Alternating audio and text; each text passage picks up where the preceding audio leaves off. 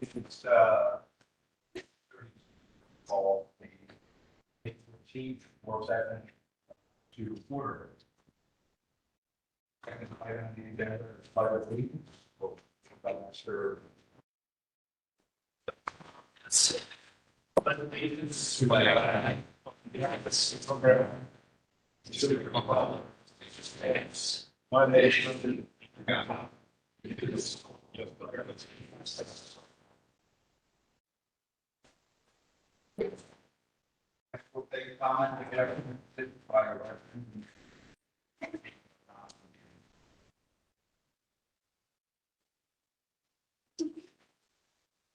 Good evening. Darrell Cook, South Walnut Street.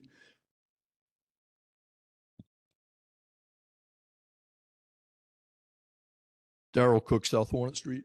In case you folks aren't aware, there's a parking problem in the southeast corner of the borough. I had my car blocked in for an hour and a half. Thank you.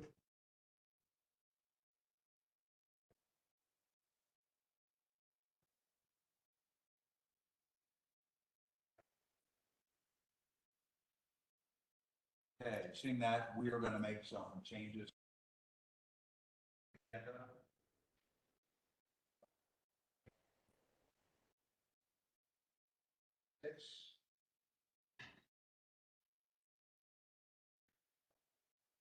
Or are we just moving the? Yeah, I would just, switch the smart growth with the ACT committee. 18 through 22, we're going to move. Go to that. Next item.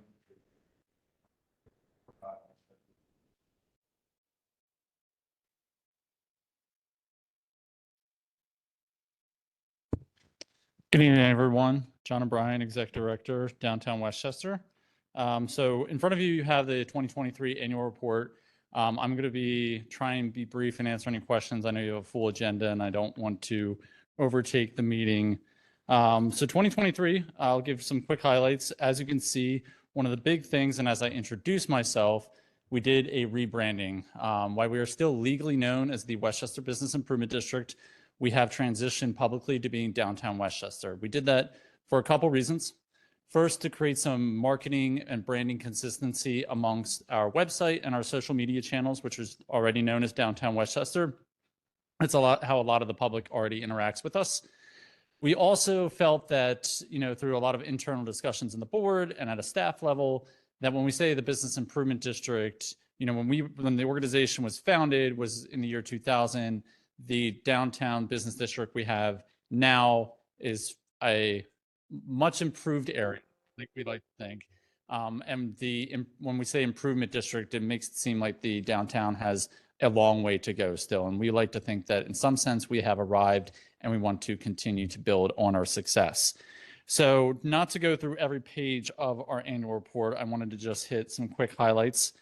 Our areas that we cover are to attract and support new businesses in town, to help create new events and market Westchester as a whole to get a new customer base in addition to the residents that live in the borough.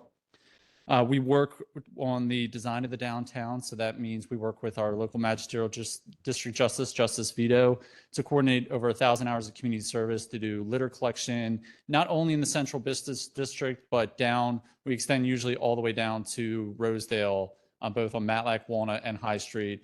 We understand that, with the college population, especially on the Thursday, Friday, Saturday nights, that can create an extra set of trash conditions. So we usually get most of the streets in town clean about 2 to 3 times a week. And then we also maintain a lot of the flower beds and the greenery that you see.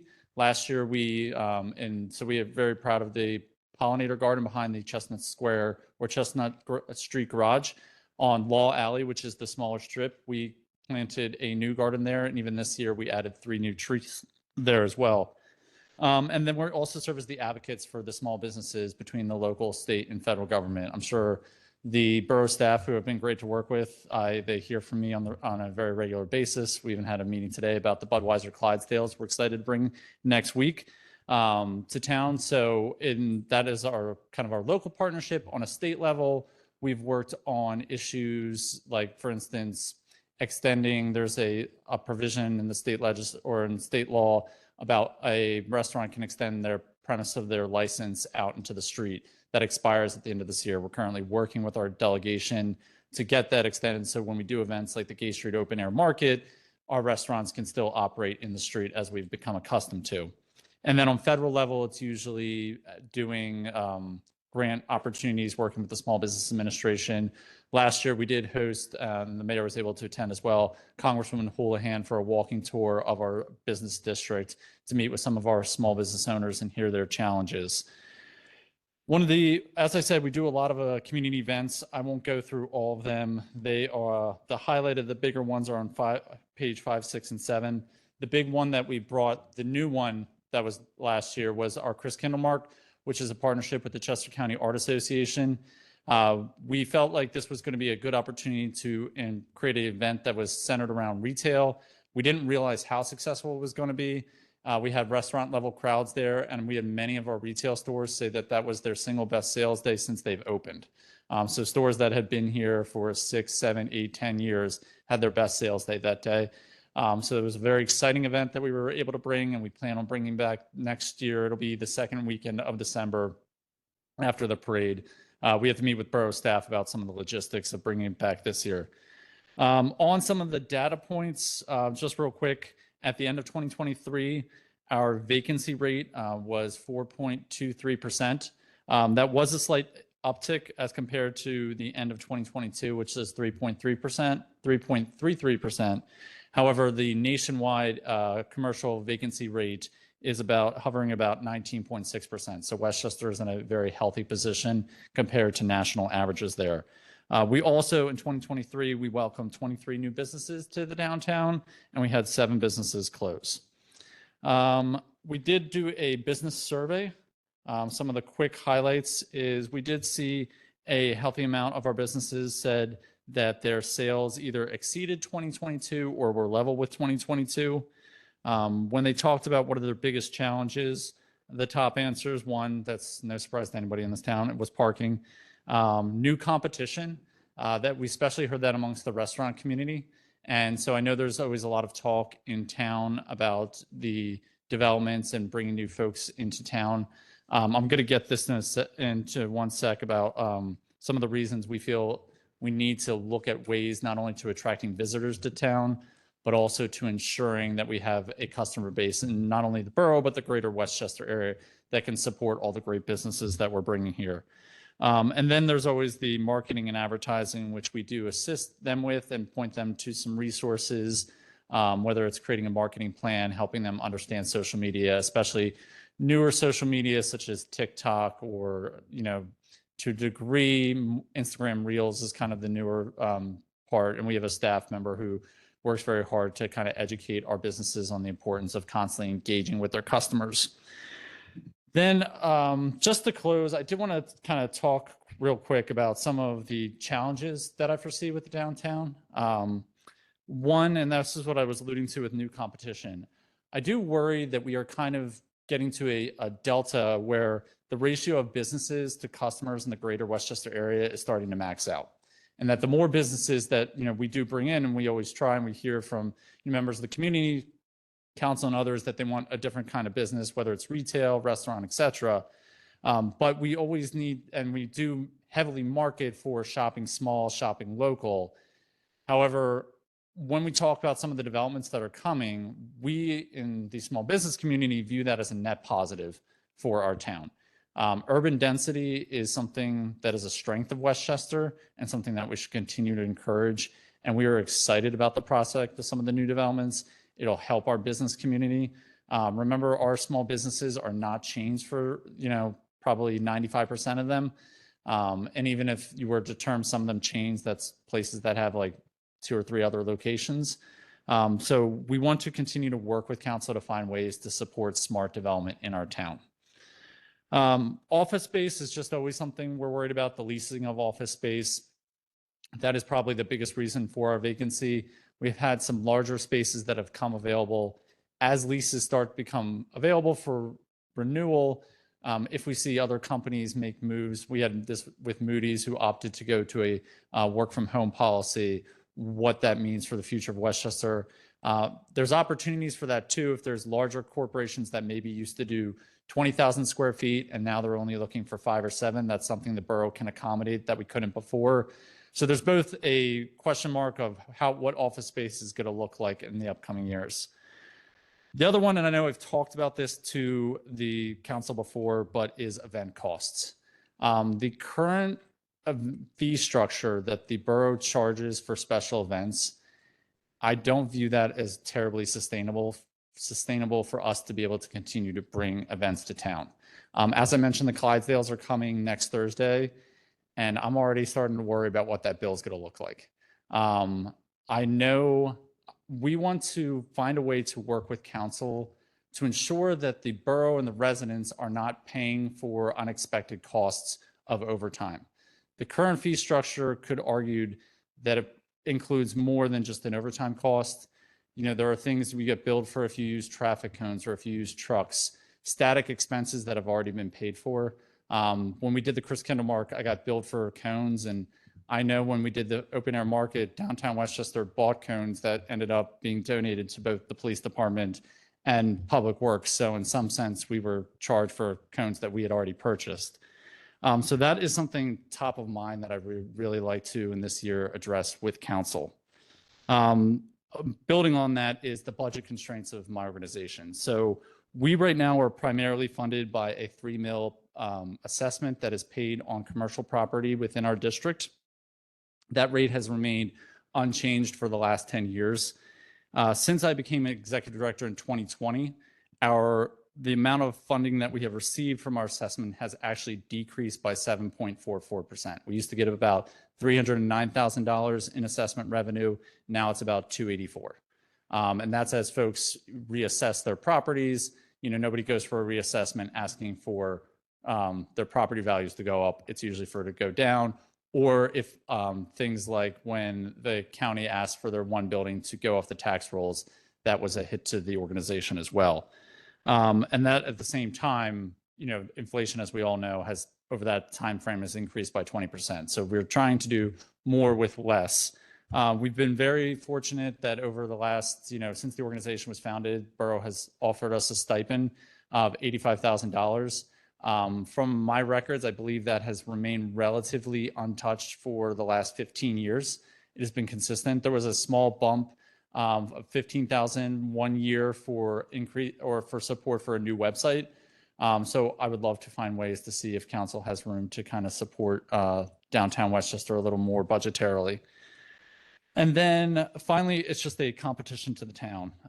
Westchester, I believe, is still the premier place to work, live, and to visit, but we have to recognize that other towns, Kennett Square, Phoenixville, Downingtown, Media, are all doing whatever they can to improve their downtown, to create access to trails, to support their small businesses, creating events like First Friday.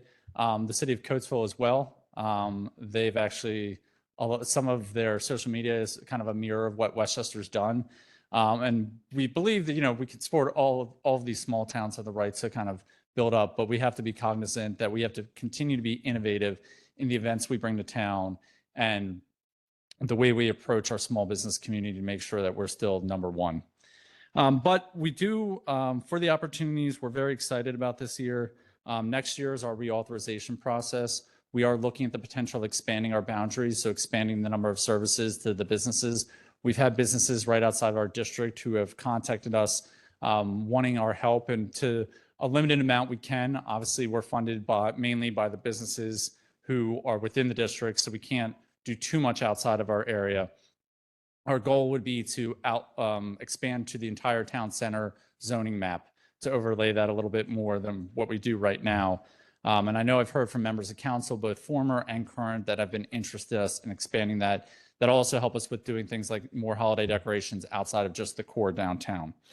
And then from an event standpoint, 2 other events that we're going to be approaching council about, in addition to all the current ones that we bring, is we would love to bring a turkey trot to town on Thanksgiving. And then we're also working with the Greater Westchester Chamber of Commerce to do a trike race in August as a fun little event while the street is shut down. So I thank council for the time. Hopefully I didn't go too long. If there's any questions, I'm happy to answer them either now or after the meeting. Any questions? Thank you, Very Zach. much. Appreciate it. Item number 5, the annual report of the Westchester Railroad and long-term lease proposal.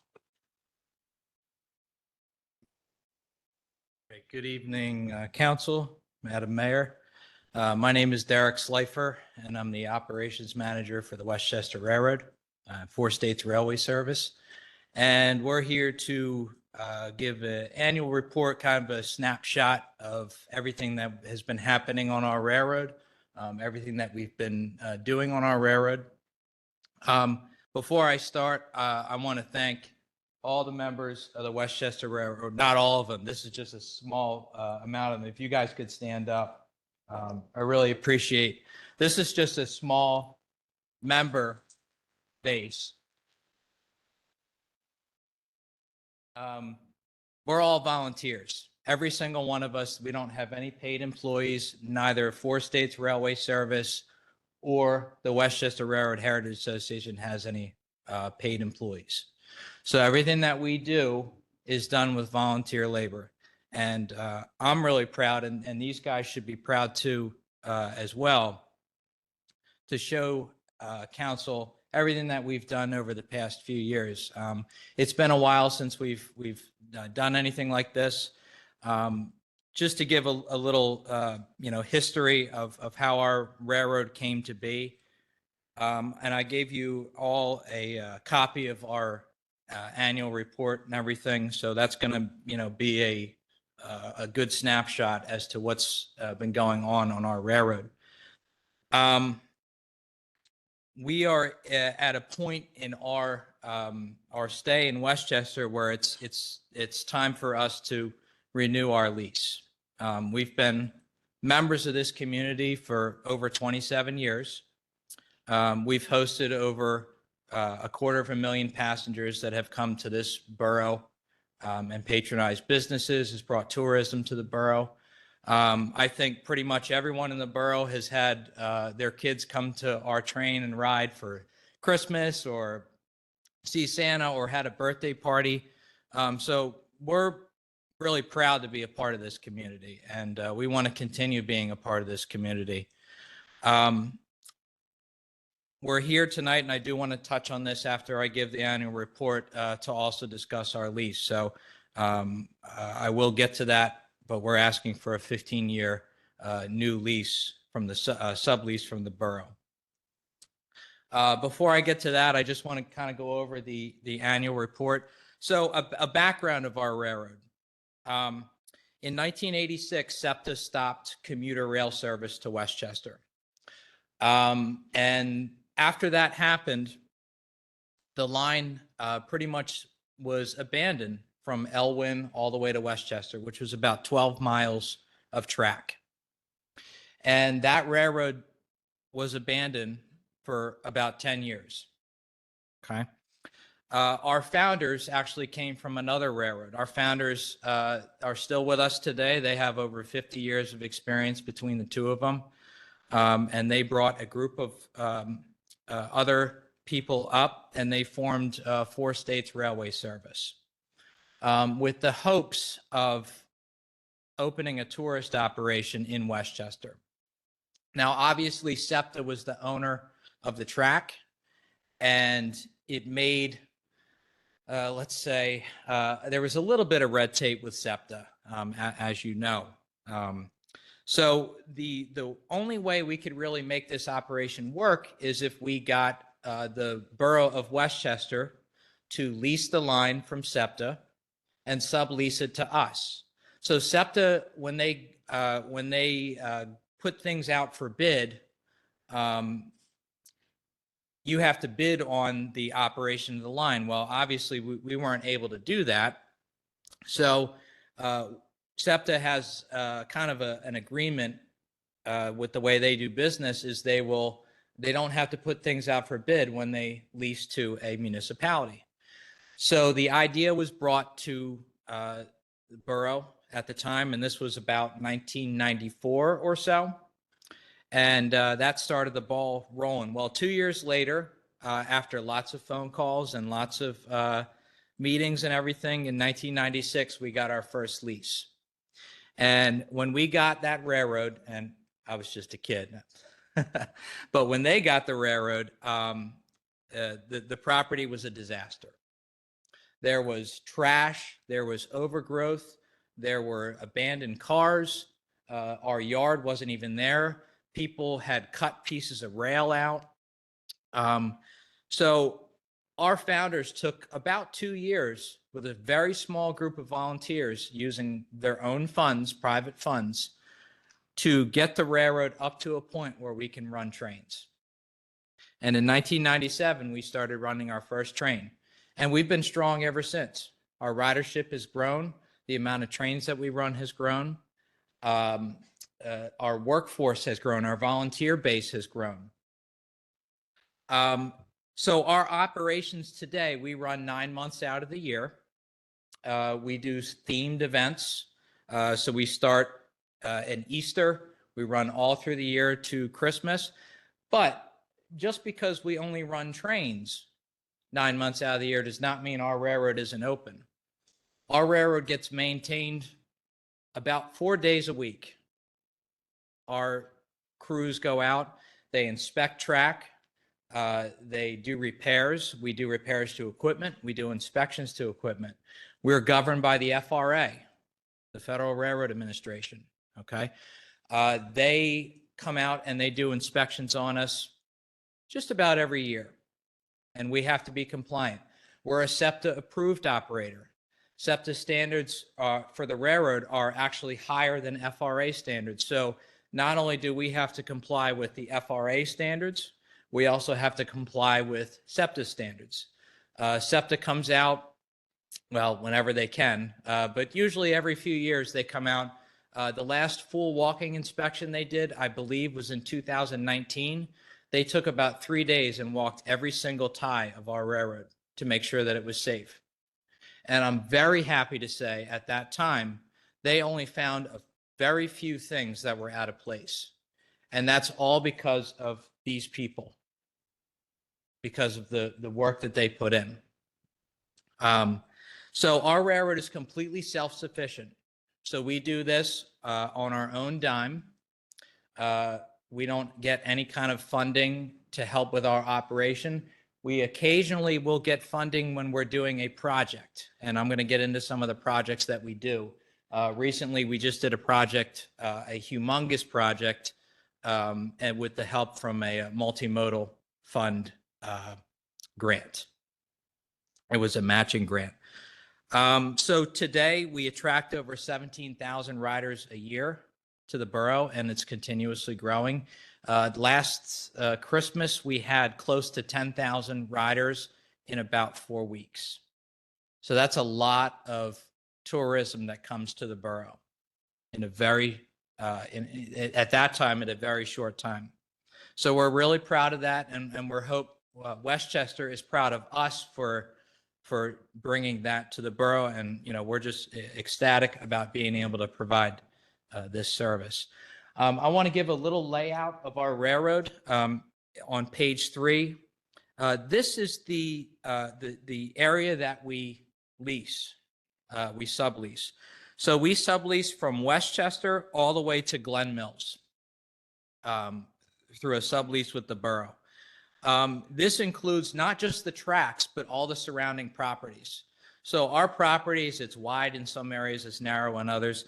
This includes Westchester Station. This includes Westchester Yards. So everything from Market Street all the way to Nield Street, where we keep all of our equipment. We're responsible for maintaining that equipment, the track, the property to make sure it's presentable. We're responsible for maintaining the station up at Market Street, making sure that property is presentable, it's clean. And there's a lot of foot traffic up there that we sometimes have to deal with. Sometimes it's not very desirable foot traffic. So sometimes we have to clean up a lot of things that people unfortunately leave in our area, and our volunteers do it every weekend. We lease it's approximately 8 miles of railroad. So we lease all the way to Glen Mills. We also lease the Glen Mills station, which is a part that was added to the lease in about 2011. So the Glen Mills station, I'm not sure if you've been on our train before, but our destination is Glen Mills Station. It's a beautiful Victorian station built in the 1880s. And we are responsible for the upkeep of the building, for the upkeep of the property. We carry the insurance on all the railroad. So that insurance covers, the property, all the liability and everything. And again, I want to stress this is at zero cost to anyone except for us. Okay. So I would like to go over some of the things that we've done. Now, what I've done with this report is I've divided it up into 3 sections because that's how our railroad is divided up, into 3 sections.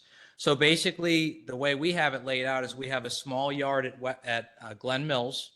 We have a main track between Glen Mills and Westchester, and then we have a small yard between Westchester and Market Street. So that's how we've divided up our report. So I don't want to go over every single thing on here because we've done a lot, but I do want to key on some of the things that are major things that we've done. The first item on here is bridge inspections. In 2010, the FRA changed their rules about bridge inspections, and every railroad had to come up with a bridge maintenance program that had to be approved by the FRA. So we came up with a program and submitted it. We didn't hear anything. It took the FRA about 10 years to finally get to us. So they saw the program and they said, you guys are doing amazing work. Okay. We have a few things that we'd like you to change, but as far as the way that you do your inspections, the way that you conduct your inspections is done very well. And we were proud of that. We inspect our bridges. By law, we have to inspect our bridges once annually. So every 540 days, our bridges get inspected. So we actually have inspectors that are members of our railroad that are qualified to do bridge inspections. So some of the things that we check the quality of the track. We check the quality of the structure. We check the quality of the substructure, which is the base. Okay. You got to keep in mind, all of our infrastructure dates back the earliest 1852. A lot of our structures, our steel structures, are from the 1890s and early 1900s. The structures are actually in very good condition considering their age. We monitor them constantly. Okay, so the bridge inspections, they happen once annually. We take about 2 or 3 days to go out and we look at every single bridge. We take pictures, we document, we fill out reports, which get sent to the borough. In addition to those bridge inspections, we do monthly track reports, which also are sent to the borough, as well as SEPTA. So everything that the borough gets, SEPTA also gets a copy of it. Some of the other items on here, we've done a lot of work down at Glen Mills in the station. We've done renovations inside the station. Remember, the station's from the 1800s, so it requires some maintenance. So we've spent, $1,300 here, $2,500 there, $5,000 there. Okay. All of this comes from, and I do want to mention that most of this funding comes from our ticket sales. So every ticket that we sell, that sale goes right back into the railroad. So pretty much everything on here, with the exception of a few things that are called out, come from the ticket sales that we get. SEPTA did a lot of work down in Glen Mills. They did work on what's known as the Glen Mills connecting track, which I'll discuss with you, which is actually very important to us. That is our connection to the outside world, which is very important to our railroad. Imagine having a car and you can only drive in your neighborhood and not have a connection to the outside world. So it was like that for us for several years Unfortunately, SEPTA let that track go into not a good situation where we could no longer run trains on it. So, and we couldn't do anything about it because SEPTA owned that track and it wasn't part of our lease. We had rights over the track that we couldn't exercise because the track was in bad shape. Thankfully, in 2022, SEPTA did, they didn't tell us how much it cost, but I know it was in the 7 figures to rehab that track, which I have some pictures, which I'll show you. They did a beautiful job around the Glen Mills Quarry. They rehabbed that track, and it's in great condition. They haven't released it to us to use yet, but it's in very good condition. Some of the work that we've done, Glen Mills Road, we had a truck come through, which I'll show you some pictures of later on, that ripped the entire crossing out when the truck caught the track, okay? This was a very serious situation because Glen Mills is our destination. So we had to do an emergency repair. So we had to get in touch with PennDOT. We had to close Glen Mills Road, which is a very busy road. We had to have a contractor come in and dig up the entire crossing, ties, rail, and everything. They laid new ties in, they laid new rail in, they laid new ballast in, and we paved the road. And we actually made the roadway a little bit more even so trucks don't catch the road. We also improved the draining. This cost us, and sometimes it's hard to quantify because we use volunteer labor, but out of pocket, this was about a $40,000 accident that happened. Something that it was just part of running a railroad. Things happen. It was a hit and run. There was no way for us to know who did this or what or how it happened, but we had to pay the bill for it. Some of the other work in progress, we do vegetation control on our entire property, which is at the bottom there. The CFR, which is the Code of Federal Regulations, in addition to the track standards, we have to control vegetation. So that means we have to keep the brush cut back from the railroad. We have to keep weeds from growing along the track. We have to keep the track structure in good condition. So every year we have to have a contractor come out and do vegetation control.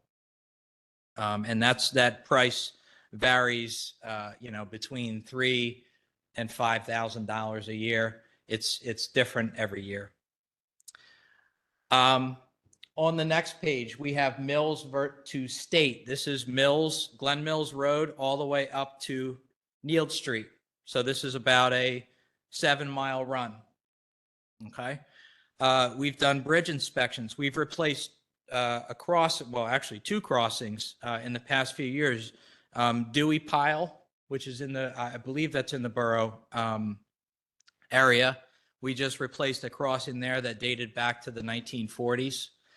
This was a $70,000 job that we were actually able to split with Dewey Pile because it went over their driveway. We were actually able to split the cost. So they were really good neighbors to us, and we were really appreciative of the support that they gave. So we had a contractor come in and replace that. That took about a week to do. We had to close the driveway to truck traffic and everything. We had to make accommodations so we didn't interfere with their truck traffic. We did repairs to Cheney Road, which was per SEPTA's request. They had a phone call about a rough ride over the road.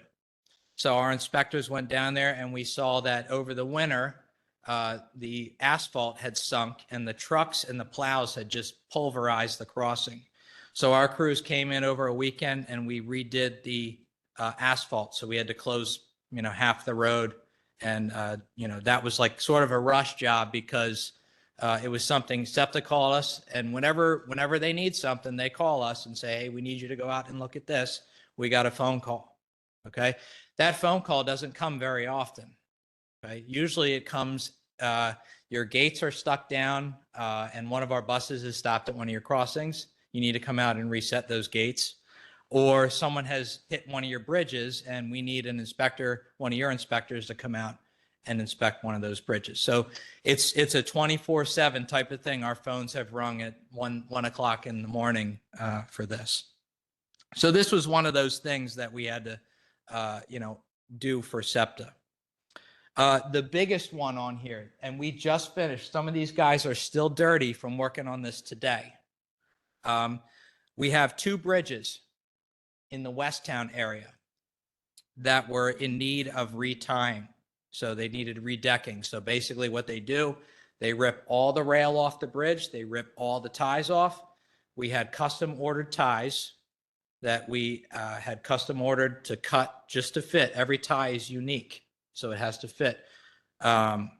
We had a contractor from Maryland come in called Reinhardt Railroad Construction, and in about a week and a half, they were able to, with our support, were able to redeck 2 bridges and relay about 600 feet of rail. So we have all new track in there. This has been on our hit list for many years, and we're absolutely ecstatic to get it done. Now, it didn't come for free. Okay, this job cost about $181,000. $106,000 was out of our pocket in cash. We got $75,000 from the Multimodal Transportation Fund.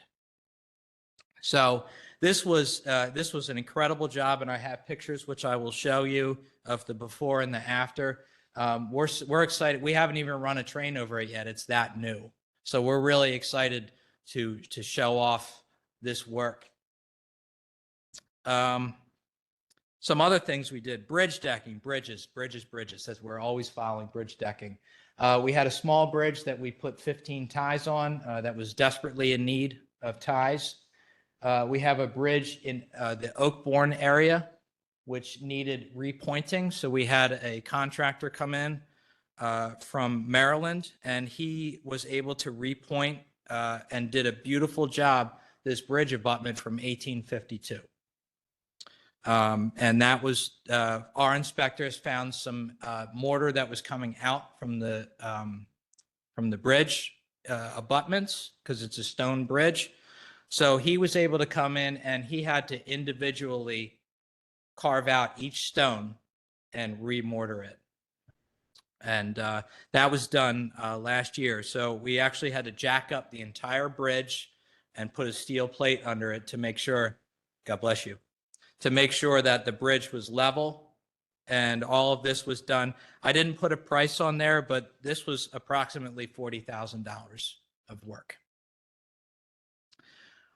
We have stations along the railroad that sometimes we help out with. Loxley is one of them. It has a historic shelter that we were able to rehab, and they did a beautiful job. So if you ride our train, you'll see a beautiful Loxley station shelter.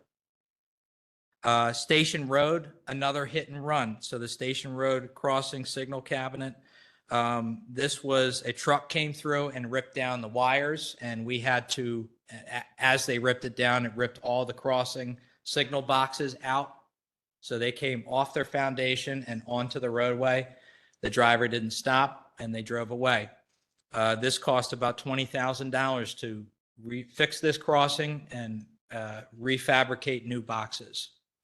So this is all part of running a short line railroad, all these little things. On the next page, we have done tremendous tie work over the past few years. Our volunteers have put in 2,000, these are approximate numbers, about 2,150 ties. So we have a machine which we purchased that actually will lift the track, take the tie out, put it aside, and then we'll put the new track in. So we had to purchase this machine, which was about $60,000. And of course, we had to rehab it. It's not new, so we had to rehab it. So we can mechanize this work. Okay. Joint bars, these are how the rails attach to each other. There's joints. Every 39 feet, there's joints. That's the click-clack that you hear. We did about 70 joints. These joints date from the 1920s, and we've done about 70 of those. The bolts break, and we have to put new bolts in. So every week, we do inspections about twice a week, and if they find joints that make a noise, it's very primitive, but when the truck goes over it, if it makes a certain noise, we know that there's a bad joint. So every 39 feet, there's a joint. So if you do the math in 8 miles, that's quite a lot of railroad. So we've done a bunch of those recently. Some of the works in progress, again, vegetation control, brush cutting, all those things. That's something that goes on all the time. Mechanical tamping. We bought a new machine that will tamp the railroad. So the railroad is obviously in ballast, in rocks. You guys have all seen the rocks.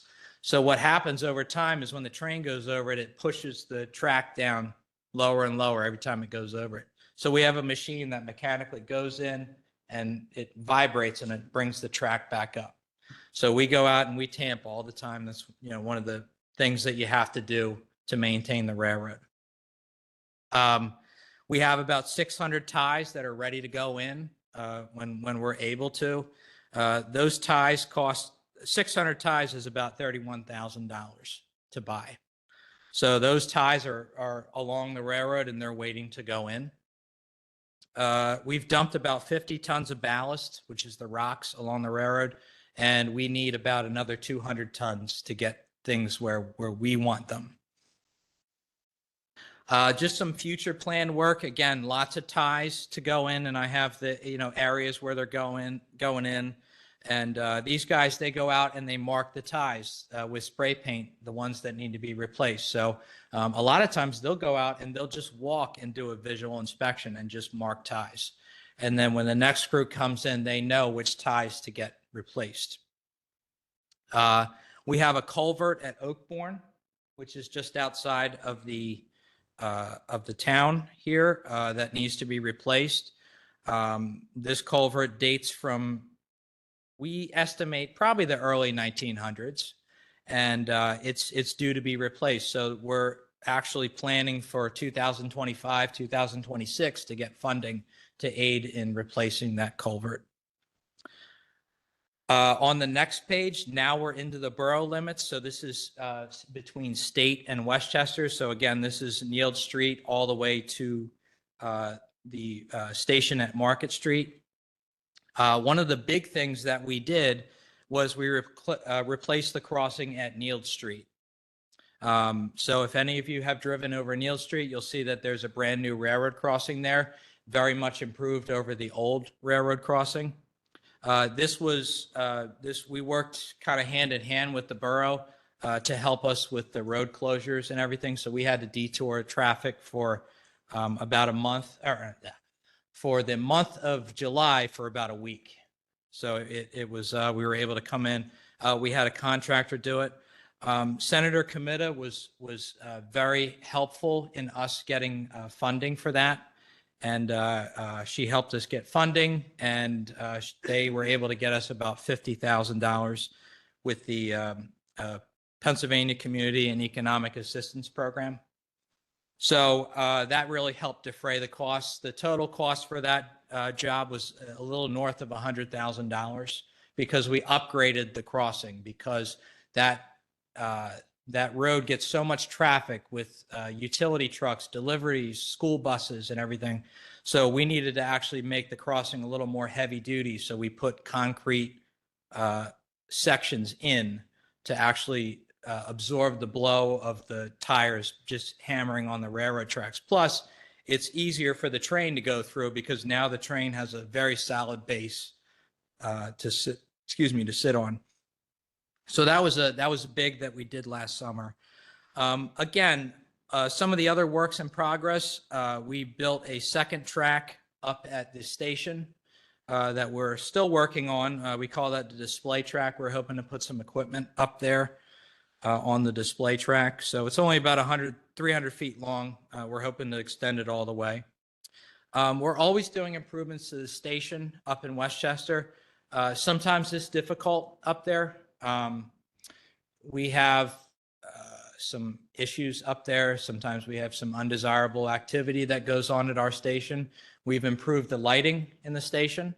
We've improved where the lights face and everything, so there's no dark areas. We're looking into putting in some security cameras up in our station.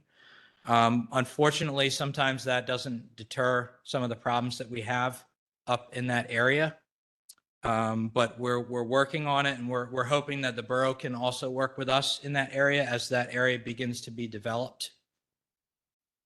So pictures are worth 1,000 words. So I want to go over some of the pictures here. So this is the Neal Street crossing that was replaced. You can see the new asphalt in there. You can see the new concrete crossing area. We improved the road, the way the road concaves over the crossing. So that actually improved the traffic flow a little bit. This is many of our volunteers who are here tonight with Senator Comita. She was there to dedicate the crossing, and we're very pleased of the help that she was able to give. This is the crossing that was done at Dewey Pile. You can see that we dug up the entire crossing. We put new ties in. We put new rail in. And this is what the crossing looks like when it's done. This is the bridge at Oakbourne. These bridge abutments are from the 1850s, about 1852. The bridge, the steel structure is from 1890. The repointing that was done is underneath the track structure, so you can see the new mortar that was put in there. We also had our contractor fix one of the bridge seats to make sure that the bridge didn't move, and he did a wonderful job. This is a typical small bridge that was done. You can see how bad the ties were at the time. It was on our hit list for a long time. This is the new bridge, brand new bridge timbers. These had to be custom made. This is a project that we recently finished. This is Westtown Thornton Road. This bridge had 33 timbers that dated to the 1960s. The Pennsylvania Railroad was the last railroad to do anything to this bridge. And this is the bridge as it was last week. It's gotten even better since then. So these are hot off the press. Right next to that bridge, we call these the twin bridges. We go over Westtown Thornton Road, and then we go over the Chester Creek. This bridge had 44 ties, and this is what it looked like as of last year, and this is last week. So you can see it was still under construction. So these were all custom-made ties. They were custom placed. These are some of the workers that were cutting the new rail. We actually put new rail in, so we actually had to cut the rail to fit in with the new area. This is our tamping machine with some of our volunteers that are here tonight. This is the machine that actually tamps the track. This is another shot of the new bridge at Westtown with the new ties on it. This is part of the new track. So all the track that you see here is new. That track right there, this is in between the bridges. So we put about 100 ties in between the bridges. This was just an area that needed to be fixed. This was a few years ago at the Glen Mills Road. That was the damage that the truck did. So it caught the track, it pulled the track over and completely ripped the crossing out. The picture to the right is we had to dig the entire crossing out. We had to close the road. So this was a very substantial project. This is the new track that was put in, and the picture on the bottom is the crossing as it was when it was finished. It wasn't quite finished there, but you kind of get the idea. I talked about the Glen Mills connecting track. This is very important to our railroad. This SEPTA owns this. Now, if you're familiar with the area, it parallels Glen Mills quarry. This track, as you can see from the picture in the upper left-hand corner, was in absolutely terrible shape. The rails were out of gauge. The ties were completely gone. The silt from the quarry was actually rolling off the piles of stone onto the track. So this was a problem that we had kind of asked SEPTA to deal with in many ways at many times. And it took about 10 years of talk. And SEPTA was finally able to lay new track. So part of this track is actually on the leased right-of-way. So the picture that you see on the bottom left-hand corner and the bottom right, that is actually our track on our side. So they actually did a quarter mile, or it was a little more than a quarter mile of brand new track. The reason this track is so important to us, this is our connection to the outside world. So if we need to move equipment, which we sometimes do, we have leased locomotives out before, which was a source of income. We've done excursions to 30th Street. We've done excursions to Lansdale, which was absolutely amazing to sit in our cars built in 1931 and have them go 60 miles an hour like they were designed to do. It was incredible. We would love to do things like that again. This track was keeping us from doing that. So now that the track is fixed, this kind of brings me to the part about our lease. Excuse me, Mr. Levin. So we have a very heavy agenda. I'm sorry. So Yeah. I'm going to ask that relative to the lease, Yeah. Mr. Metric, you have the lease, and I would ask that you distribute that to council and that we put it on June's agenda to review that. Okay. And I have to show you the last picture. This is 2023. The next picture is 1996. That's what Westchester Station looked before we started. So it's been a long journey for us. We're very happy. I thank you for listening to me. I know I had a lot to say, and we appreciate everything that Borough Council has done. Thank you very much. Thank Any you very questions, much. comments? Does anyone have any questions for me? Thank you very much. Thank you very Appreciate it. much. I appreciate that.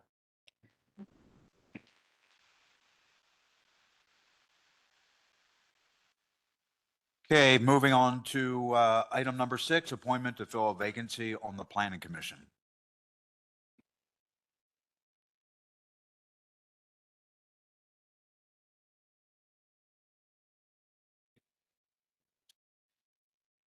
Was a little confused. I thought maybe I was getting commandeered to be on the planning commission here. I'm Richard Whiteford. I'm East Bradford representative for Westchester Area Clean Energy Future, which is a collaboration with Westchester Area Council of Governments. And I'm here pinch hitting for Jim Wiley, who is the normal Westchester Borough representative tonight. He had to. I'm sorry, excuse me. So we are on item number 6, which is appointment to fill a vacancy on the Planning Commission. Mr. Metric, I don't know if you want to I thought. roll this up for us. Oh, I'm sorry. Didn't mean to butt in. Nope. Little confused. Okay, Mr. Highland is here to introduce himself as a potential candidate for the Planning Commission. Well, I'm Rich Highland. I live in the Borough on Gay Street in Chestnut Square Apartments. I'm a retired journalist and semi-retired consultant. My interest in planning actually goes back a long way. When I was a young reporter in Xenia, Ohio, we had our town destroyed in a tornado, and we were the last HUD big urban development project. And so I had the experience of being the lead reporter on rebuilding a city, and it was a fascinating experience from a development land use thing, and it kind of spurred an interest in me.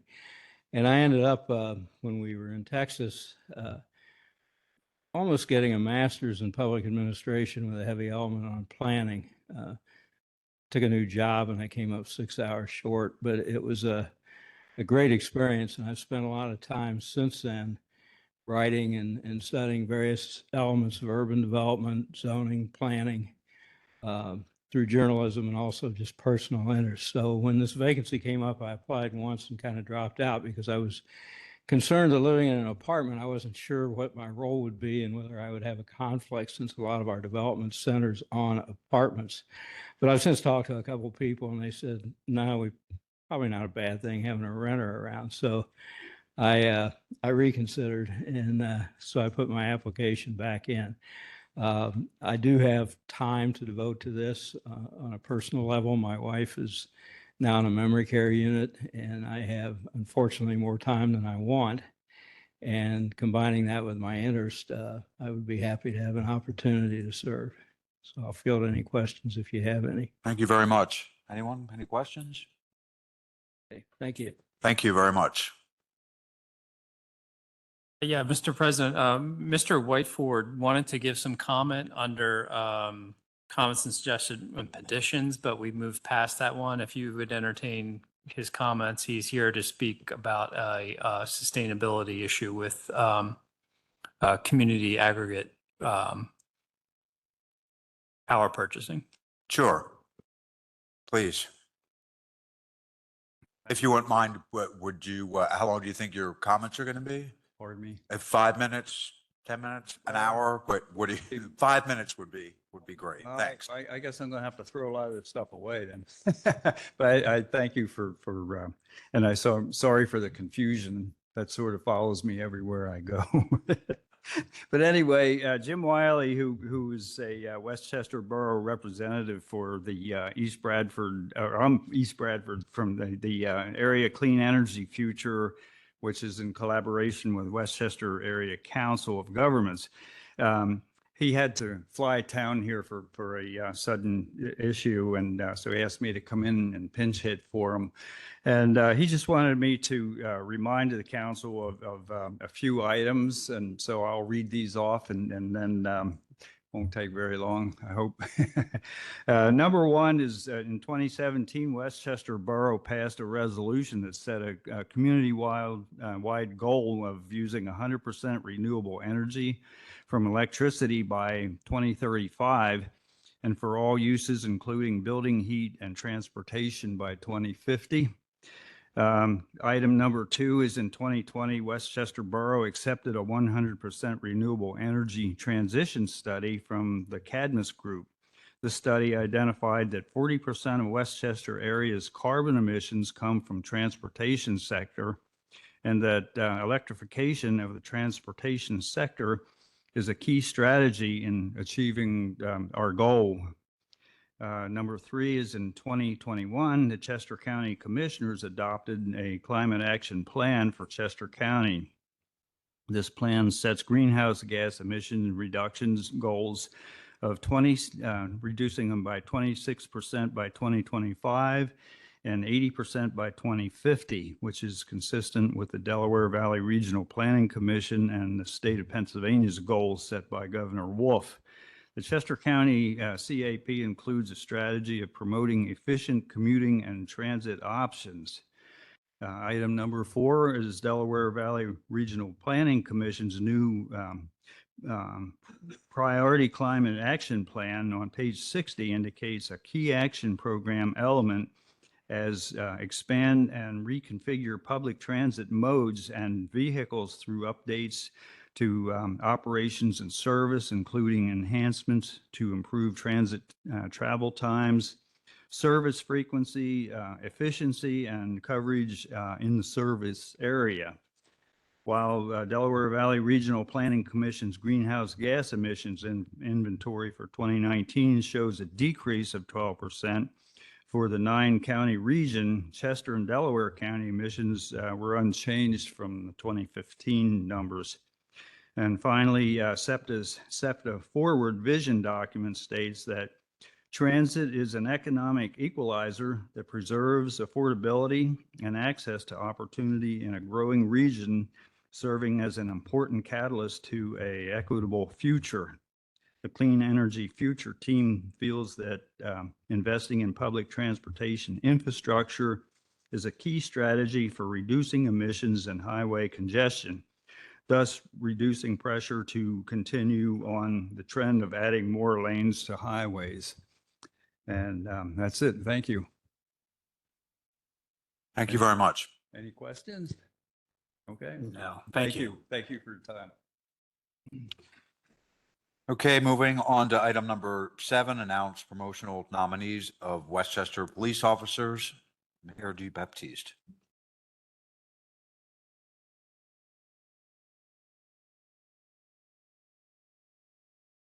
Thank you very much, President McCoy. Yes, Westchester Police Department has several promotions that need to be made.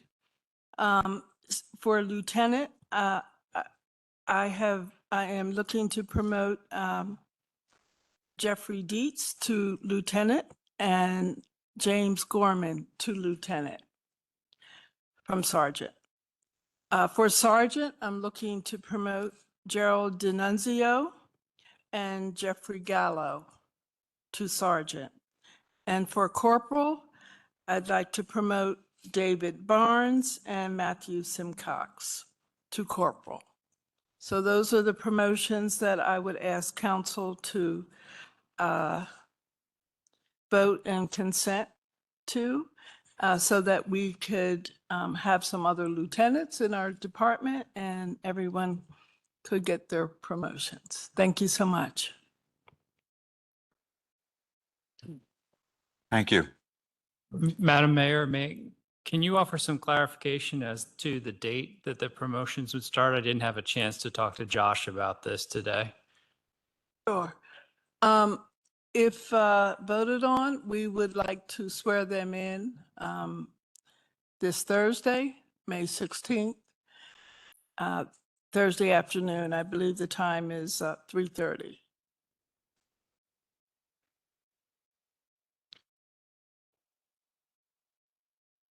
So, Mr. Metric, if you'd like to speak to the chief, should we be voting on this tomorrow, tabling it for tonight? Okay. And just two things, as you know, we, other than Lieutenant Daly, we have no lieutenants since Lieutenant Lee was promoted to chief, and because Lieutenant Deegan has also retired. So we have no other lieutenants. So clearly we're short-staffed. In addition, so that would cause all the other promotions as well. So the only other thing I was going to say, did you have another question? I thought you had another. Was that it? So yes, we would like to have them promoted and sworn in on this Thursday if possible. All right, so we could have this on as an action item for tomorrow's voting session, unless everyone would like to vote on it tonight. I think we probably need to give Mr. Metric a chance to speak to Chief Lee. Thank you. All right, as we mentioned, we're going to move up all the smart growth items, starting with number 15 next, and 15 is now 8, and that is to discuss use of short-term rentals in Westchester Borough.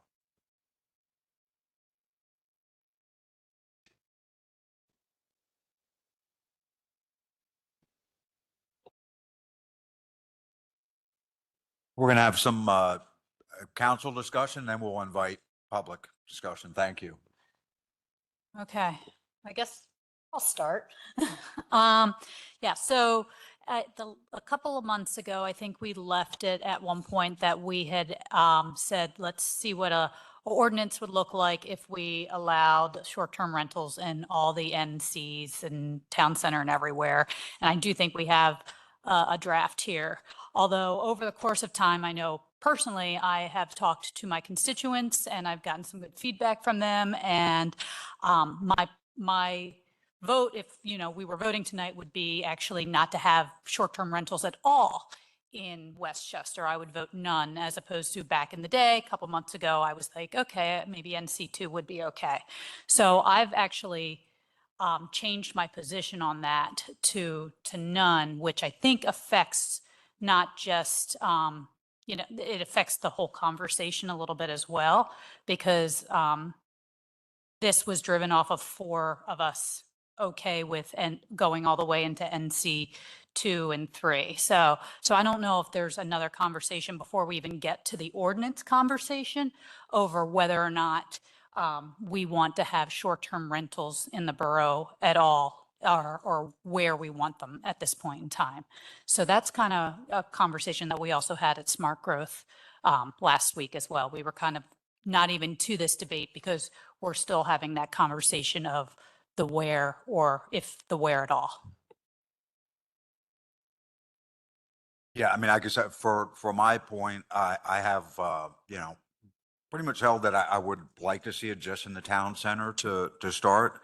My problem with all of this is that we've had very few proponents of short-term rentals. I understand that there are some already and that there are nice properties, et cetera. But the fact is, the vast majority, if I have had 100 emails over the last year, I've had 2 as proponents.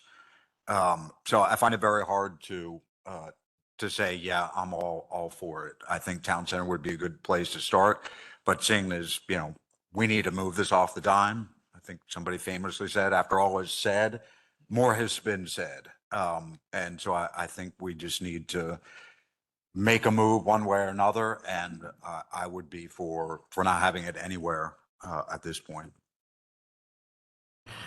I agree with that position. I've absolutely cautiously, methodically outweighed, looked at both the economic benefits, and there's just too many social costs in Westchester Borough to allowing short-term rentals. We already have short-term rentals. Those are student houses. They're renewed 1 year at a time.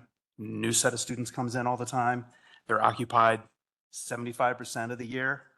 So, and we have issues with that. So if we can't get those issues under control, regardless of whether it's in the neighborhoods, which is where all the good inventory would be for potential Airbnbs, I'm either all in or all against. I just don't think we have the controls and systems in place to manage them. So it's a no. Other comments? Last week, I brought up the breakdown of the council people for, the council people against. I just wrote them down again. 1, 2, 4, and 6. Either one of them in town center or nowhere at all. And 3, 5, and 7 wanted them in town center and in the neighborhood districts around the borough. I asked the solicitor whether we could split it up that way, and I was told, no, you cannot break up voting blocks that way because it's not legal. So it appears to me that the my town center only is going to be moving to no short-term rentals in the borough. I'm going to side with the 3 other council people up here that we have no short-term rentals in the borough at all.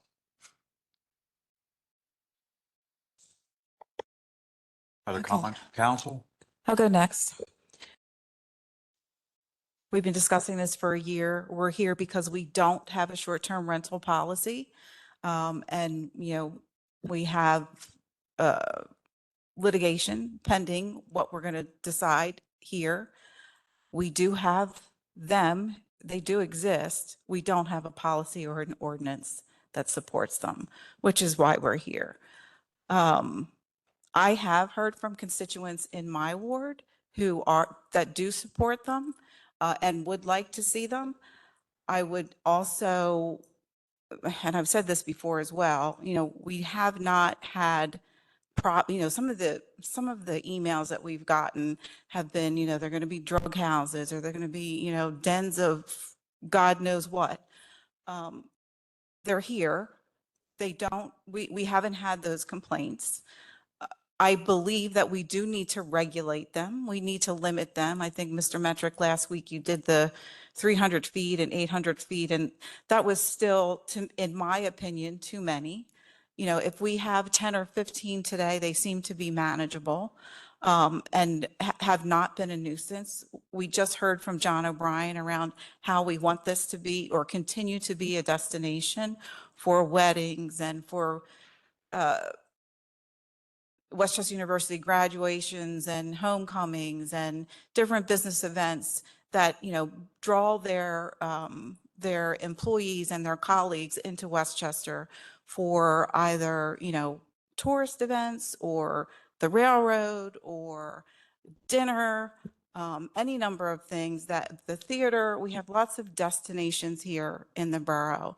And I have, family and friends have said, they can't find anywhere to stay because we do have limited places right now. The Warner is the only hotel, or you have to stay in Exton or, down 202 South.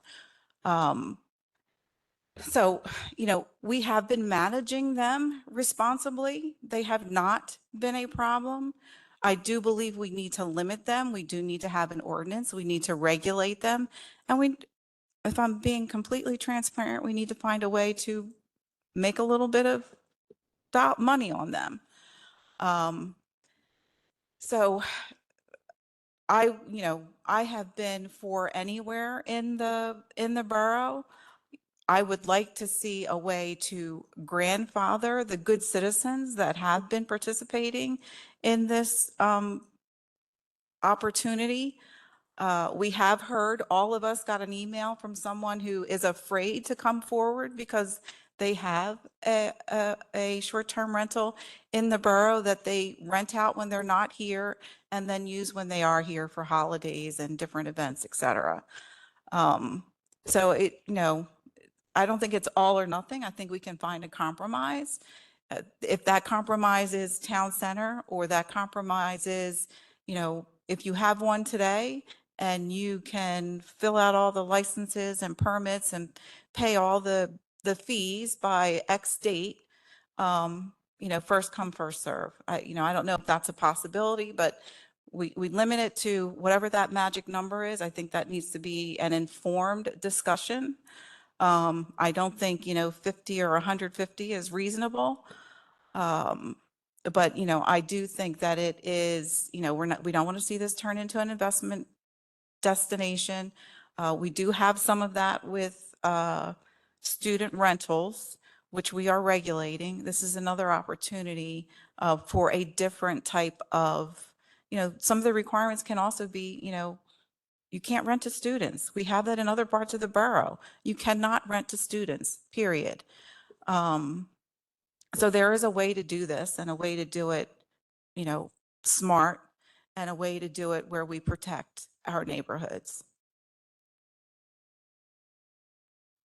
So I am strongly for regulating these. And I think that the decision to simply outlaw them or do nothing is just very short-sighted and actually hurtful to our borough. I think the only way forward is to do something about them, and putting something on the books about how we're going to manage this, something that is already here, is extremely important. I think that council turned over, and there are people on here with us that are not looking at this as the whole experience, that we really need to see this. I apologize, but we were in a lot of talks about it. And the reason that I heard from the previous council that they didn't want it was it was going to raise the cost of the housing around it. And now I'm hearing that it's going to bring your prices down because it's going to be detrimental to your neighborhood. So the arguments either way are just, I read everything that Ann Carroll sent over, and then I read everything else. Like, you can find so many things saying so many opposing opinions, but the truth is, if we don't do something, this is not good. And that's sort of the end of it. We have to do something. Well, I do think saying that they're not allowed is doing something, and it's regulating them to the furthest extent, right? The extent is shutting it down if we find one. It's not fining them. It's not saying fix your porch. It's not saying kick those students out because you're renting to people that are underage. Somehow they got in because their parents rented it for them and they showed up. Like, it's a very cut and dry way of saying, like, of regulating right now.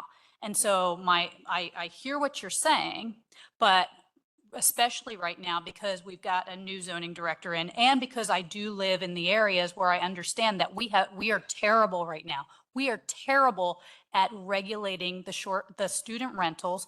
And we have tons of rules and processes in place that were very well thought out very many years ago, and we're not doing a good job yet. So as opposed to layering something on, something complex, something well thought out, but also very complex, is maybe not where we are right now as a community, as an organization, as a borough organization. And maybe this is something we can think about in the future.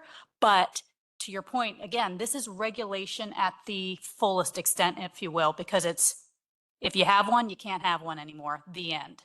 And you don't have to go through all the hoops and whatever to try to like work it out, because that'll just take up more manpower and energy and may not actually end up with any kind of result. So it is doing something. It's not doing anything. And I also, You know, I've heard the conversation. I've listened in, even as not a borough council member. I've listened to this conversation for a year. So please understand, I do have full context of the conversation.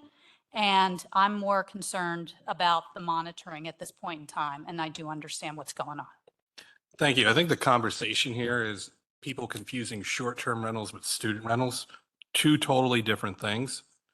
In my opinion, student rentals are completely different. Short-term rentals are completely different. I mean, that's just a fact. They're totally different. We've had 0 incidents reported by the police regarding short-term rentals. 0. These people that come in to rent on short-term rentals are paying upwards of $175 to potentially $250, that I've seen $375, which means that they're going to be going out in town, dining out and about in town. There are limitations on short-term rentals that are completely different from long-term rentals and student rentals. Those are based on your quality score of a short-term rental, meaning that the host has the ability to discriminate based upon those scores. I know that Mr. Flynn has a short-term rental. I know that Ms. Vaccaro has one. I know that these properties are much better taken care of than long-term rentals and student rentals. I sympathize with people in the 4th Ward about, you know, about the student rentals, but that's totally different. You know, we've heard, you know, these other items here, you know, again, crime, again, you know, people not paying taxes. Well, that could go almost either way because retirees don't pay earned income tax in the borough. I mean, that's just a fact. But if someone wants to rent out their home while they're out on vacation to subsidize their vacation and they still live at that short-term rental, they're going to be paying earned income tax. Then there was the argument that was made that it's going to increase rent. That's not true. The Harvard Business Review did a study. I sent it to y'all. And it only increased rent by 1%. So on a $1,300 a month per rent, that's $13. So, I mean, so there's a lot of exaggerations, a lot of misinformation about short-term rentals. I agree with my colleagues at the end here that they need to be regulated. I would say no more than 30 with a 300-foot distance, and I think that's something that Mr. Fink can look at.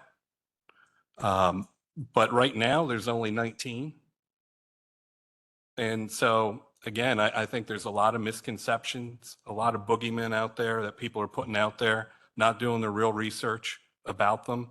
And again, this council hasn't had any issues about short-term rentals, about any police issues from short-term rentals. We know where that's coming from, mainly long-term rentals. I live right next to one. I know. I live on the 100 block of Bernard Street. I got long-term rentals there. There's student rentals there. There's residential there. So I know all about it. But if we do not regulate them, then, you know, then it gets out of control. And that's why I am for regulation. I am for bringing quality people into the borough that are going to be spending money at our restaurants. We just heard from Mr. O'Brien that we're going to need more of a long-term plan to deal with that.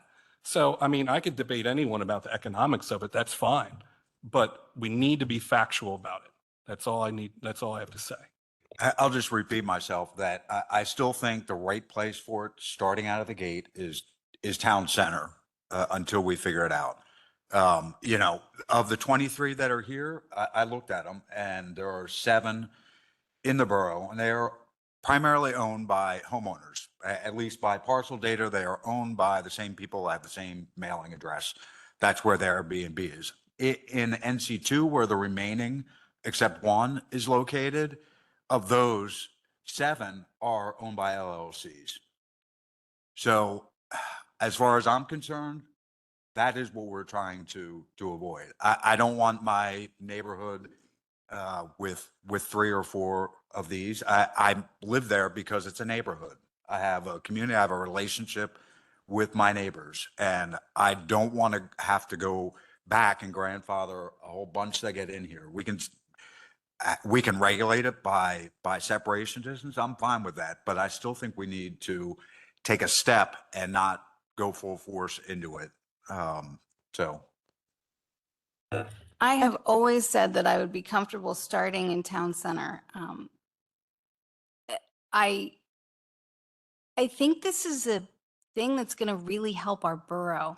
We want people coming in from outside. We don't only want the residents to support all of these restaurants uptown. This is important to maintaining what's going on. I'm a person who regularly rents Airbnbs because I travel with 2 teenage boys and I do not want to share a hotel room with them. And it's expensive to have 2 separate hotel rooms. It's a lot cheaper and more efficient for my family to rent an Airbnb that has 2 separate bedrooms. And it's easy. We have a kitchen, we have bathrooms, we have 2 bedrooms, and my kids can come with me on vacation. This is not somebody who's going to be disrupting a neighborhood horribly. And if we're in a town center, we will be going out to dinner, we will be going out to shows. This is what we do when we travel. We were in DC the other week because that's what we went to the museums in the morning. It was wonderful. That's the experience we want to set up in our borough. We want people to feel welcome, to feel comfortable, to come in, to spend money. This is what we have here already. I don't think we're not welcoming people to the borough because we don't want Airbnbs or short-term rentals here. I think there's many other options. There's no place for them to Many stay. other options here that, including a new hotel that's about to come online and probably another one. But I just said, I don't go to hotels with my That's your children. experience. Yes, it I'm is. looking And out, I'm only sharing my experience. and I'm looking out for the experience of everybody else. And I wouldn't come to Westchester to visit with my family the way I visit other areas with my family. So I would not feel welcome as a guest. It's a guest situation. And that's what I'm saying. I set up a guest situation where people can come into our town center specifically. Well, the other aspect too is what's prohibiting any one of us from saying, you know what, I'm going to make my home a long-term rental. Then what? I don't understand your question. Well, the question is, if you're talking about the experience of the neighborhood, I'm sure I could go get a permit to rent out my home as a long-term rental. Yeah, but the fact of the matter is, the people that are renting long-term are there for 12 months or longer, and you see the same people going out, coming in the same door for 12 months. Those two are the short-term rentals are nothing more than a mini motel sitting in the middle of a block or in the middle of a section. So you can't equate a full-time rental to a mini motel in the middle of a block. But a number of people up here are equating those two. Who? I'm not The equating. student rental I'm not- equation. One at a time, please. Oh. The equation, the student rentals and the short-term rentals have been compared over and over and over again. Can I clarify? So I'm equating the ability of our organization right now as a borough to enforce the zoning codes that are put into place for these types of different property investments, if you will, right? Right now, we are still getting stood up and improving our way of enforcing zoning. So my feedback is, let's give it a second so we can get good at the things that we have, and then maybe think about layering other things in. I'm not necessarily saying short student rentals and short-term rentals are the same. I'm saying that they take similar efforts to enforce the rules and regulations that we put into place with the best intentions. It takes the same amount of effort or similar amounts of effort to enforce. So I hope that helps clear it up. I'm not conflating the two as the exact same things, but I'm saying that there are efforts that are involved in order to enforce the rules that need to be put into place for those things. And for my curiosity, and this isn't being facetious, but what haven't we been doing with the enforcement or the lack thereof of student rentals? Because I want to know, because you know, for my sake, like what haven't we been doing? So we have a points program and that was put into place years ago. And what's supposed to happen is that landlords are given us points if there's a noise violation or other violations, or it could be a zoning violation, different types of violations. But unfortunately, the way the process works to flow the information from, let's say there's a noise violation. The police show up. The students maybe get something. They maybe have to go to court. By the time it gets back to the landlord that this happened to the students, either the students' parents have paid off the fee, just a fee's been paid, or the landlord gets it super late and then the students are gone and there's no way to enforce the problem or to make it, you know, to do something to make it better. If the landlord's caught, you know, around where I live, there was a building where there still is no like railing on the deck, or the the window was out of it. And all of these things our zoning officer visited and said something to the landlord. The landlord never repaired it, never fixed it. If they got points, the points were washed in a year, and so nothing ever happened. These point systems are supposed to create an atmosphere where landlords may lose their student rental license if they have too many violations, but the process does not work. And we've been in the Westchester Community Campus Committee for almost a year and a half, 2 years, trying to figure out how to make this points process better so that things can get enforced. And so there's improvements, and it's not so easy. And so come sit in one of those meetings and hear, but it's not so easy to enforce this. And we've got a crack Sally Slook started like earlier this year. And so she's going to be looking at it now too, but there's room for improvement. And so that's where I'm coming from with that. It was, again, great intention. You can talk to some of did I mute myself? You can talk to some of the people that actually tried to put it into place, and it was well thought out, but it's not working. And what my concern is if let's try to figure that out first, because we'll create something else. And you have great ideas, but I'm just afraid that there'll be gaps in it, no matter what. Best intentions, there'll be gaps. And so how do we work through this first and then maybe learn and kind of roll the other thing Well, out? with that being said, and thank you for that clarification, then wouldn't this be something that we should be tabling indefinitely until those gaps get created? That's what I've been saying all along. Well, then we should do that, and maybe we revisit this. I think that's a good idea. Well, I think that's where the no's are coming from. The no's are coming from not now, we should put in the ordinance, but that doesn't mean we can't bring it up in a year. And I'm fine with that. And I mean, because if that's what we need to do, then that's what we need to do then. And that's what I meant by systems and controls in place. So can I ask a So- question? What happens, Ms. Camp, we're here because of litigation, right? So what happens with that litigation if we do nothing? So we have to proceed. There's a stay in effect on the appeal, and that property owner was going to challenge, the enforcement notice, and we would have to go to the zoning hearing and prove that the current ordinance does not permit short-term rentals. And depending on what the zoning hearing board decided, we would either prevail and the short-term rental use would have to cease, or we could start fining. And then we'd also have to, all these 23 other properties, we have to start enforcement action on. Because one of the allegations that she raised in her appeal is that the borough is selectively enforcing the ordinance and not, at the time, Mr. Gore indicated that he was not aware of other short-term rentals.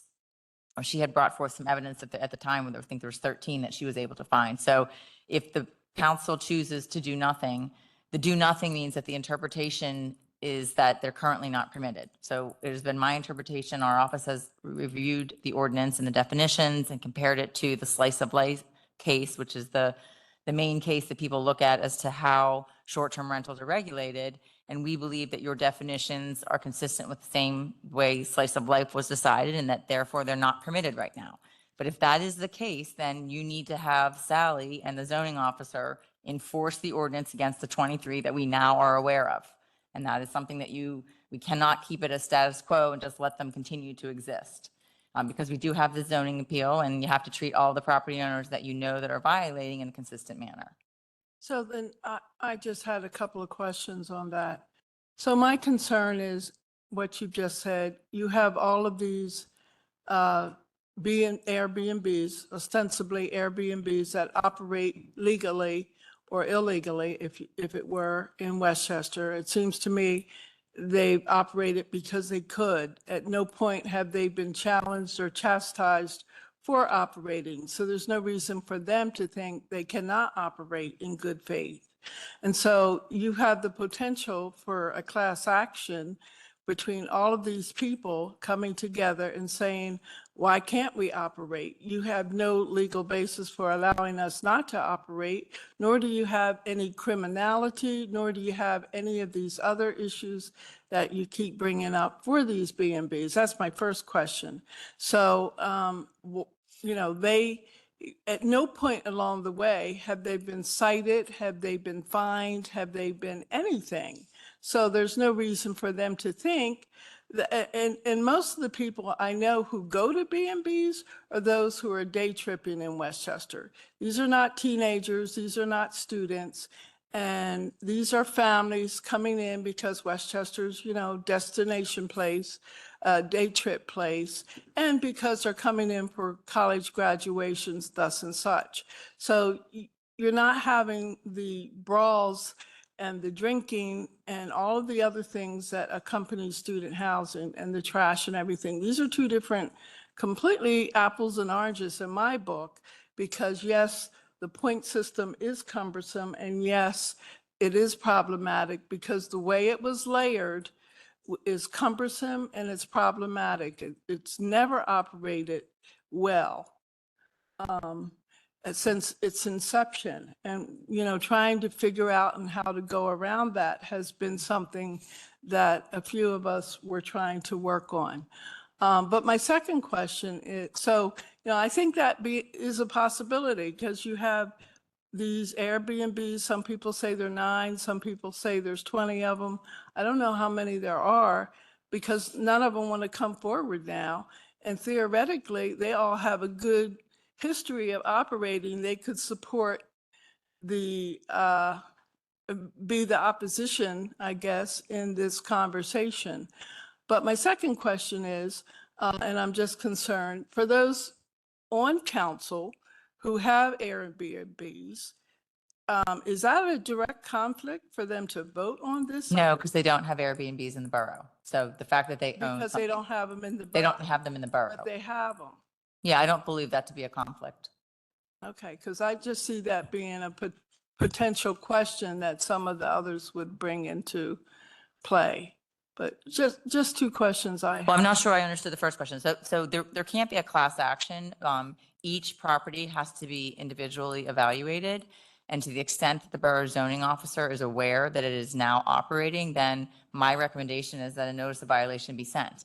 So that was what happened that's what started the appeal that's currently pending and that's on hold, because a complaint was raised. That's how most zoning violations come to the attention of the zoning officer, is that a neighbor or somebody on borough staff is out and about on an inspection and observes a zoning violation. So most zoning notices are sent as a result of a complaint from a neighbor. And that's how this one case started. So I would tell you that all of the ones that we now have the mapping for and have addresses for, if council decides not to move forward, again, my advice is that those property owners receive a notice of zoning violation.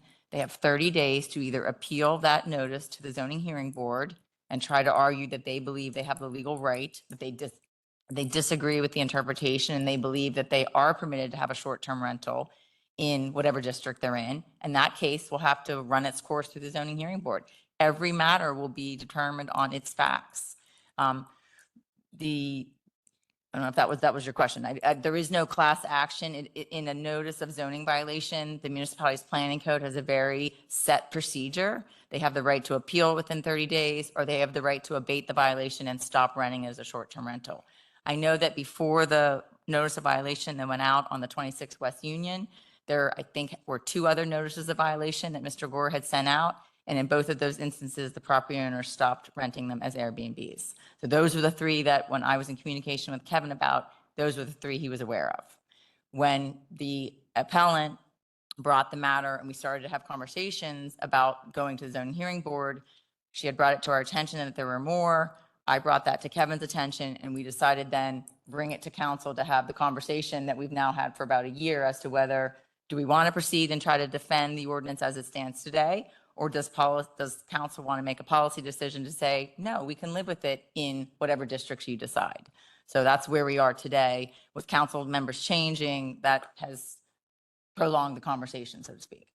And I just want to be clear that call correctly was related to parking, right?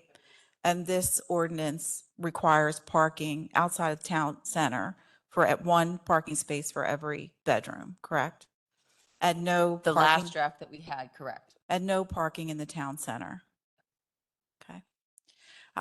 And I think I think the person also had just bought the property and that initiated it because it was, they were doing that prior to her purchase of it and she thought she could continue it. And it was a parking issue, not a B&B issue, but yeah. Mr. Flynn? And so you're saying, sounds like you're saying this is interpretation of the law. And that's all, interpretation. Interpretation of the definition of dwelling, single-family dwelling, and whether municipalities, that's been has determined that municipalities have the right to say that single-family dwelling for permanent occupancy of a family is a different use than transient overnight lodging. And that transient overnight lodging is not dwellings. So you today permit single-family dwellings, which does not include transient overnight lodging. Your transient overnight lodging is permitted in hotels, motels, and bed and breakfasts, not in single-family dwellings. And so an LLC can have, so a LLC can purchase a property and rent it as an Airbnb and it flies under the radar and no one knows it. Well, to the extent that the borough zoning officer knows about that, a notice of violation should be issued. That should not be being permitted under today's ordinance. I mean, they've been doing it a while, well before Sally came here and for years. Clearly our ordinance existed before Airbnbs. And it's a relatively, I mean, not yesterday, but I'd say in the last maybe 10, 15 years, Airbnbs are a phenomenon and became more popular, I think, during COVID. I would like to suggest, as you suggested, Mr. McCoy, and a compromise on my part is that, we take small steps. We start with town center and then, see how it goes. And if we need to expand it, we do or can. But, once we start small. Mr. Flynn, any questions? Yeah, comments? I just wanted to clarify, the solicitor, that the Commonwealth of Pennsylvania said that the municipalities can determine whether they want short-term rentals or not in their towns. Is that correct? No, there's no Pennsylvania case that says that, unlike most uses that every municipality has to allow for the use, they're not distinguishing a short-term rental as a separate distinct use that you have to allow. As long as you allow transient overnight lodging somewhere, and that could be in a bed and breakfast or a hotel, you don't have to allow transient overnight lodging in a dwelling. All right. Michael that- Crowdy why can don't tell me if we- he agrees. Why don't we introduce to the public to make comment, and I would ask that you limit your comments to 3 minutes, please. Any public comment?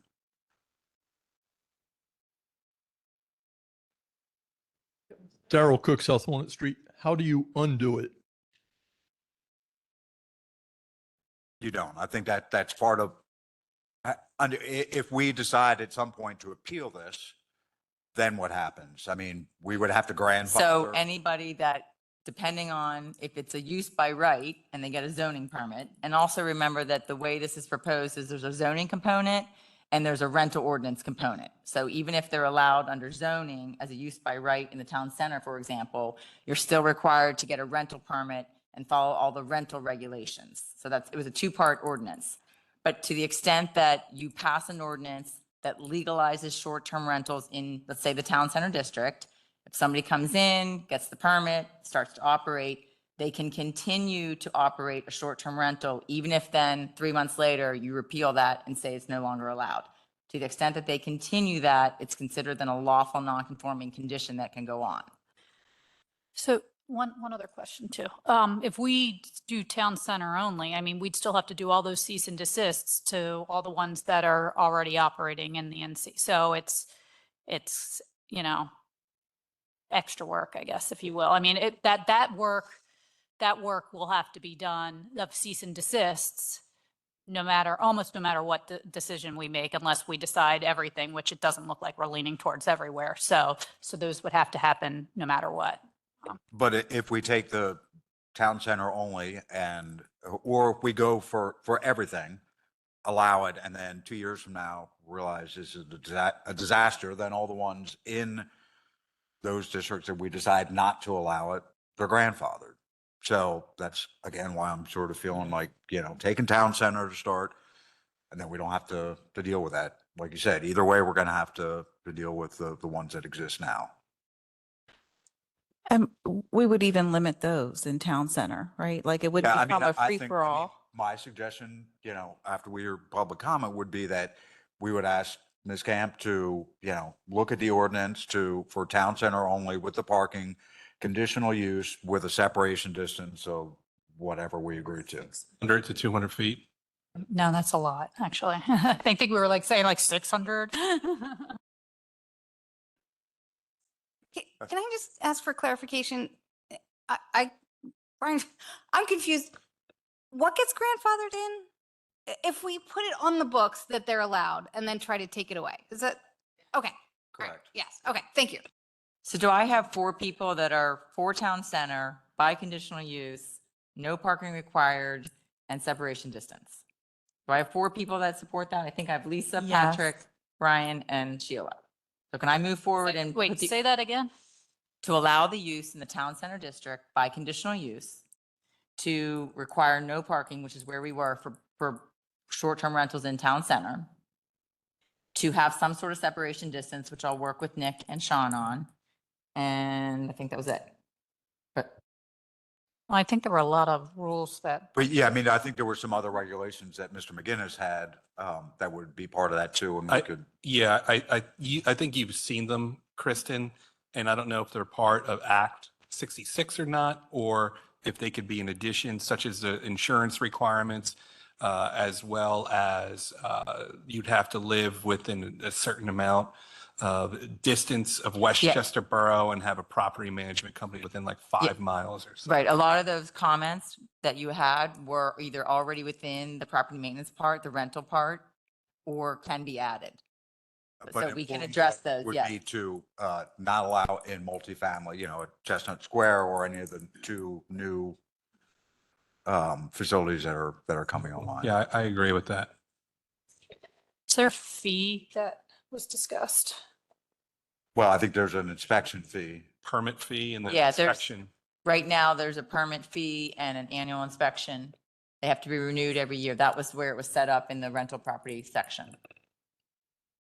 Can I ask, we're not permitted to ask for more money than it costs to regulate this. Is that correct? Yes, so it's not supposed to be a profit making. You should be analyzing what it will cost the borough to administer this program and make your permit fee commensurate with that. That analysis does happen for your long-term rentals, and we'll see whether or not the short-term rental is something that needs to be adjusted as a result of that. Thank you. Now we'll move on to public comments. Thank you. Tony Saletta, 402 Westgate. I am in favor of short-term rentals, and I speak from one who travels that way. And also a large family, grew up in Chicago. There's 8 of us. My wife has 5 siblings. We had a wedding, 2 of them actually. We had nearly 40 out-of-town guests for a weekend. Yeah, they stayed at the Warner, they stayed in Airbnbs, they stayed at Mike Rattel, they stayed on my couch. We need to have this to provide for these people who come to town. It plain and simple. Recently went to a funeral for my sister. 4 siblings from out of town, 3 stayed in 1 Airbnb, wonderful home, nice living room. We were able to share a meal, have a pizza, talk. We were there for a weekend. We ate out. We spent some money. We all ate out the whole time. Nobody cooked. That is the flavor that you will lose. You will lose that in this town.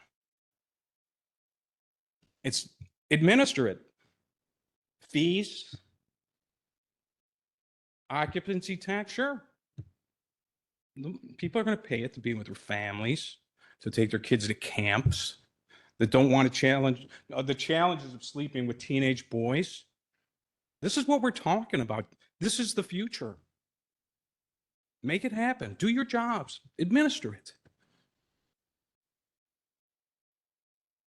In many of the arguments, parking, somebody's going to live there. They're going to make traffic and parking anyway.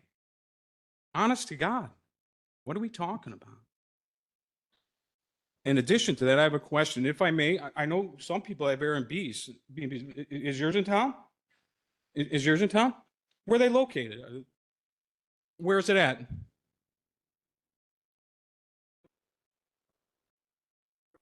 Kennett Square, that's Chester County. Okay. Where's the others? Beachtown? Yeah. Marshallton. I would consider that Westchester trade area, and as a member of the 6th Ward, I'd request you recuse yourself from your negative vote as well. I'm just, it may be conflictual. Thank you for your comments. Mine is far away. Any other public comments?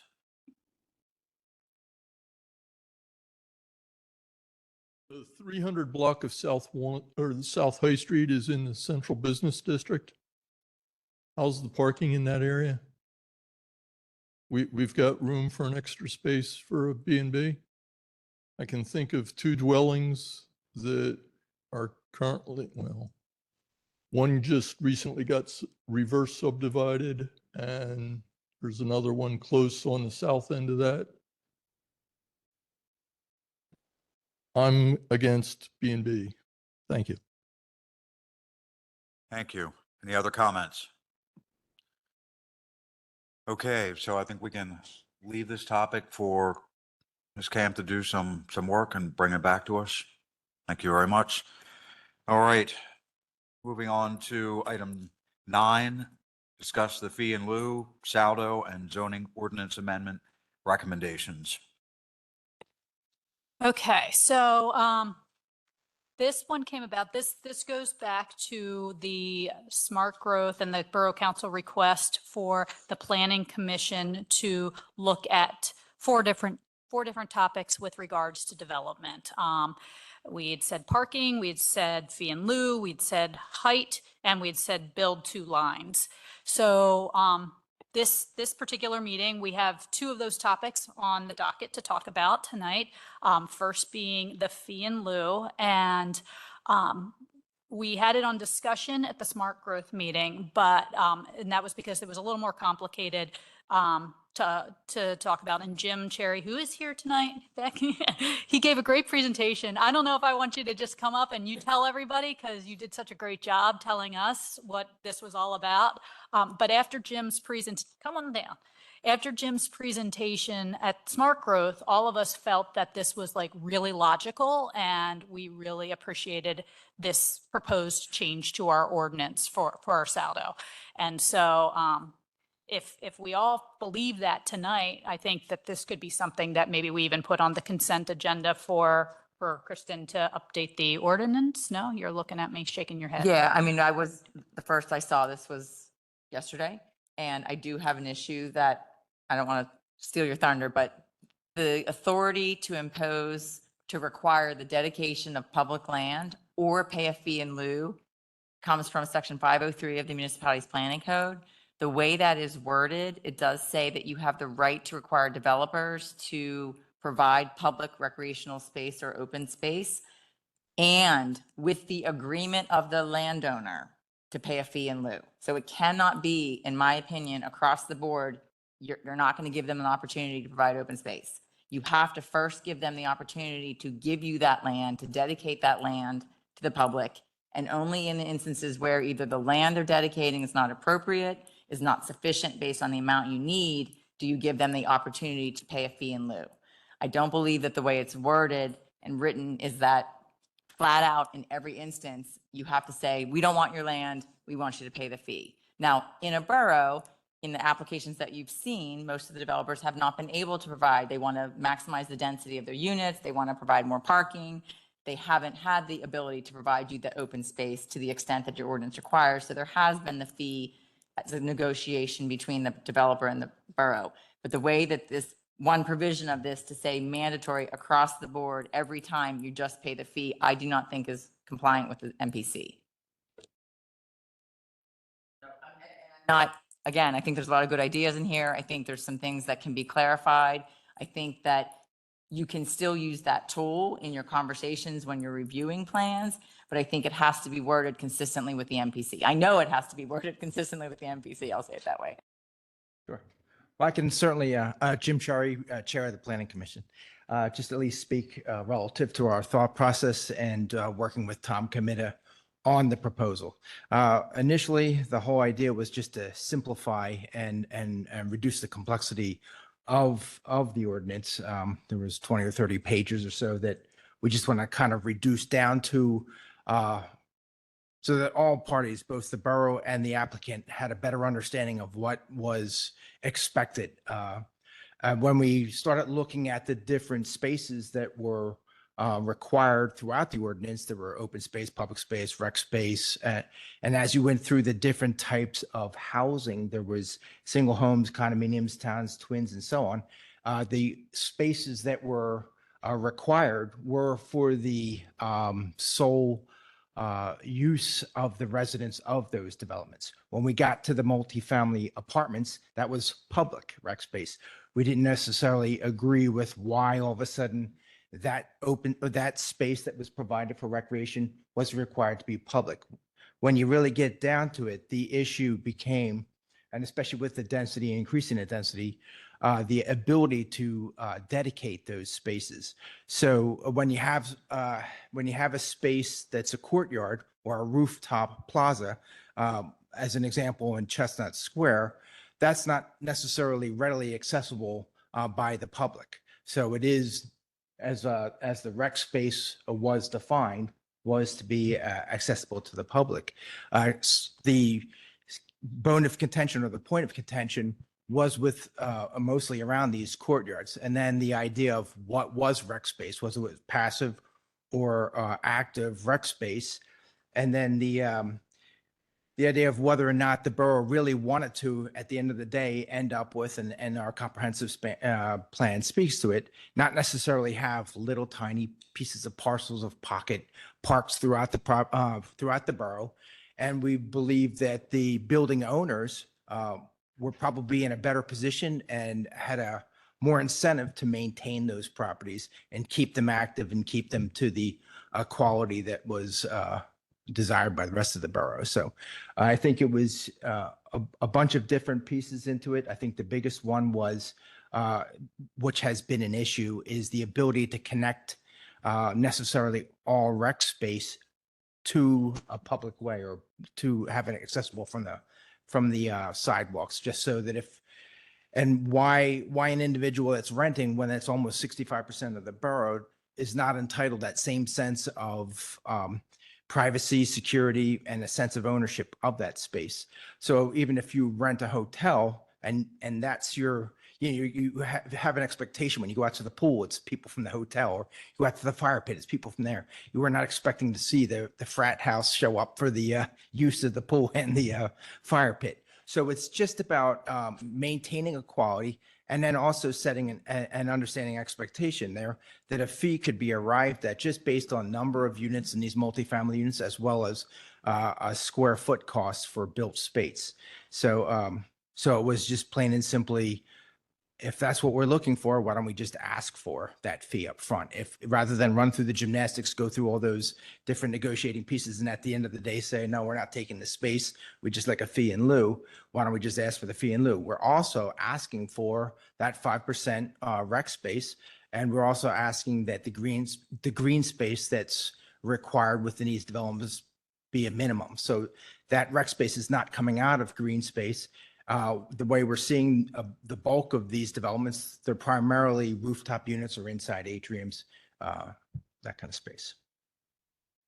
So, but we can certainly work. We can I certainly, think it's more, it's how it's been interpreted and how it's been applied to developments. It's not necessarily that what you have isn't, you have the tools to interpret it the way, or to require a developer. It is intended to provide public recreational land. So the extent that a multifamily development was only providing space for people that were living in that building and not providing public land, that could have been rejected as not complying with the intent of the ordinance. So I'm not saying that. I think what I would like to do is I would like to maybe meet with some of the planning commission and Mr. Committa or Aaron, I think, who wrote this, and make sure we're all on the same page about the goals and making sure that we're keeping it consistent with the MPC. Because there's no sense putting something in place that doesn't comply with the state law. That's really important. And I think we can get to your point. I really do. I think that we can get to the same goal. It's a matter of how it's being interpreted as an application comes before you. so just to get clarification, you're saying that space has to be accessible to the public? That's the way it's worded in the MPC, that it's supposed to be public recreational land for the inhabitants of that new development. Well, it doesn't say for, but that's the fine line we're trying to make sure that we're clear on. Presently, it says just to the public. All right. And so the holdup or the issue's been on previous developments, several of them actually, has been the ability for general public to be able to use that space. We're looking at that space as, on one hand, it relieves some load from the public parks and recs, and as well as gives the residents of those developments their own private rec space. Whether it's just that public piece of it. Yeah, I mean, it's worded in a way that you can require it to be land that's suitable for the public and actually dedicated to the public. I mean, if I could say, I mean, it seems, because I've read it and I'm confused every time it comes up. Is it public as in me as a resident on East Marshall Street, I can come over and use that public space readily without going through a locked gate or whatever? Or is it the public that resides in that particular facility? Kristen's getting out the book.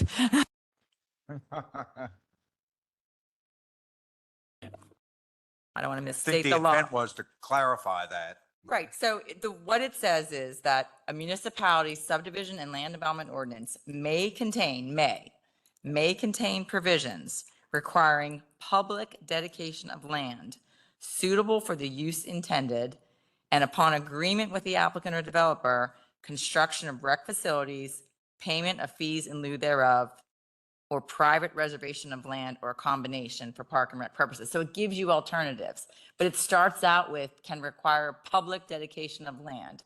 For basically, it's supposed to be intended, okay, you have a new apartment building being built at 330 West Market or whatever the address is, and it's 200 units. What does your recreational plan say that the demand will be for 200 more apartment units and the people that are going to be living there as far as the use of your public parks?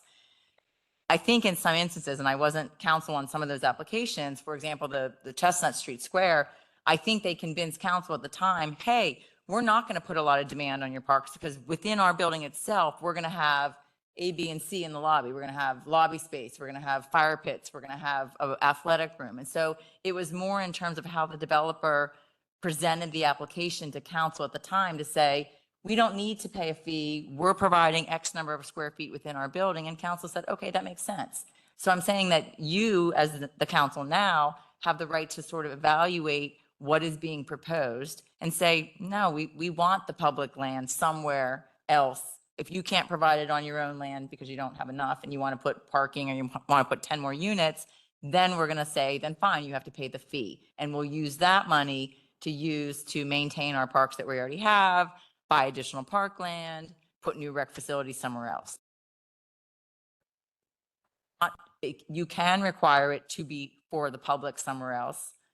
I'm sorry, not somewhere else, but for the public, open up to the public, like 44 West Gay. The plaza was used to satisfy part of the requirement for a public land area to be used by the public. However, on the West Chestnut Street one that you talk about, the council who allowed that to happen, and the builder said, oh, we're providing what we're providing. And, this is the public space. It was, the council allowed that to happen, the previous council. And now they use that as an example going forward, that it was permitted then and it should be permitted going forward. Whereas I think what's important is to clarify it enough so that it is not ambiguous like it is now, so that Westchester is in the driver's seat and not the developer. And that's the problem with a lot of these zoning.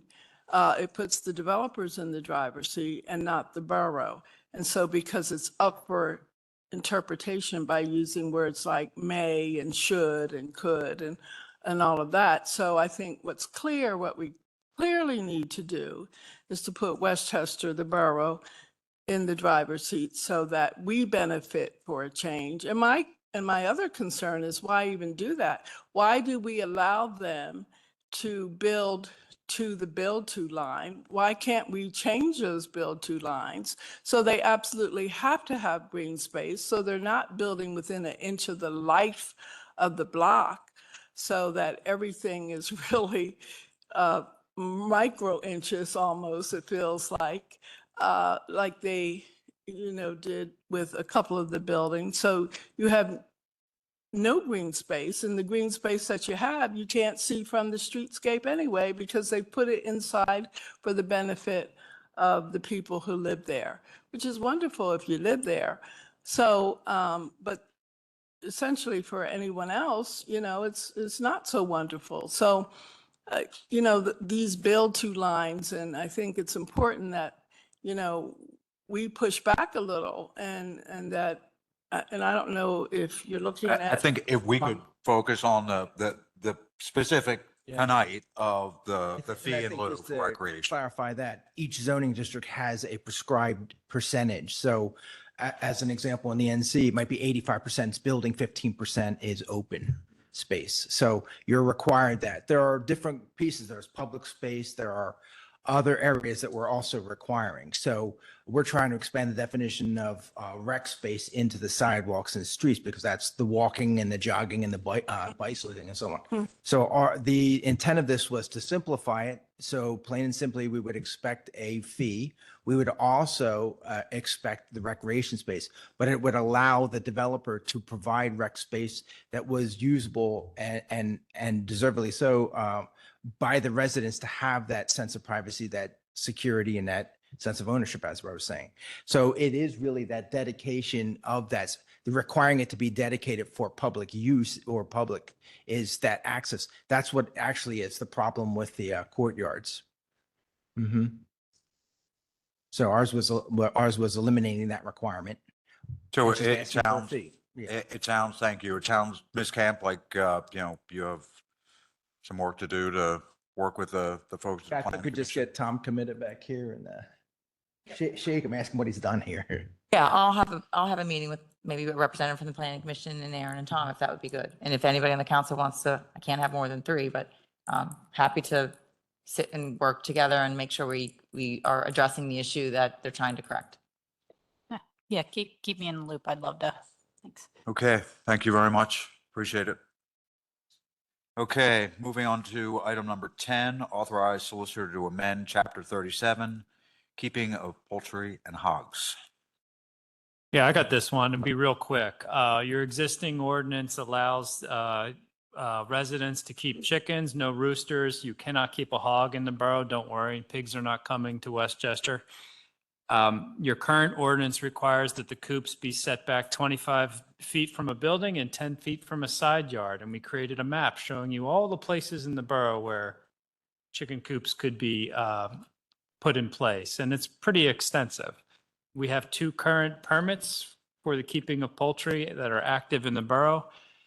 You can leave those, the decision I think before council is to leave it as it is.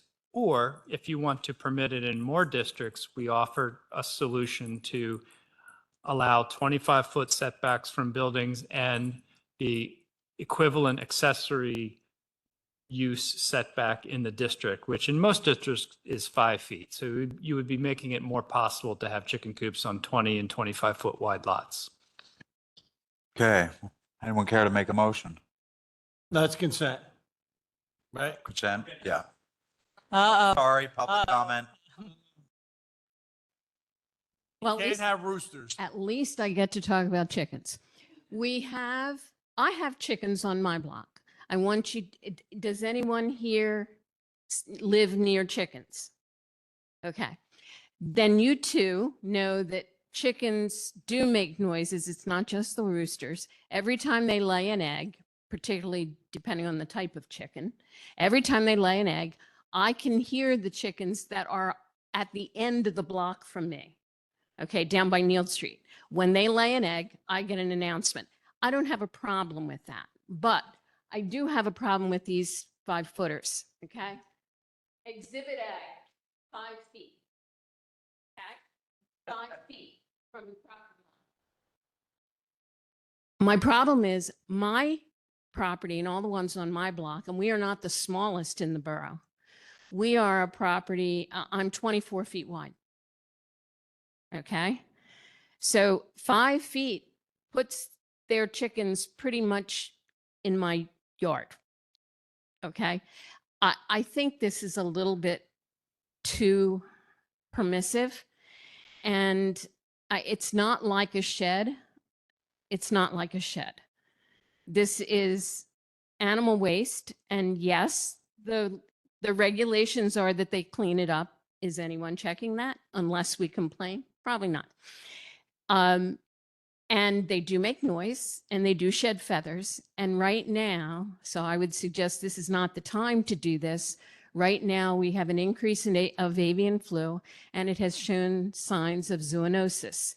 That is, it has transferred itself to dairy cattle, including in Pennsylvania, and beef cattle, and to at least 3 instances of human infection. So I'm just not sure this is the time to do it. And I would ask you to think about not just your own homes. I know some of you live in very narrow homes. I think Brian McGinnis, yours is pretty narrow yard. So think about 5 feet on either side and then a chicken coop that has to meet the regs. I think it's awfully tight for an urban situation. And by the way, there are now foxes in the borough. We never had foxes. One of them in, whose ward is it? Your ward. One of your ward was wearing a neckerchief all over the neighborhood. We were trying to figure out who the heck that fox was. But so I really need you to think about this and not just like knee jerk it forward, please. Additional public comments? I actually don't understand what we're doing. Are we trying to tighten the footprint? Or are we making it bigger? Slightly larger. So we're allowing more potential.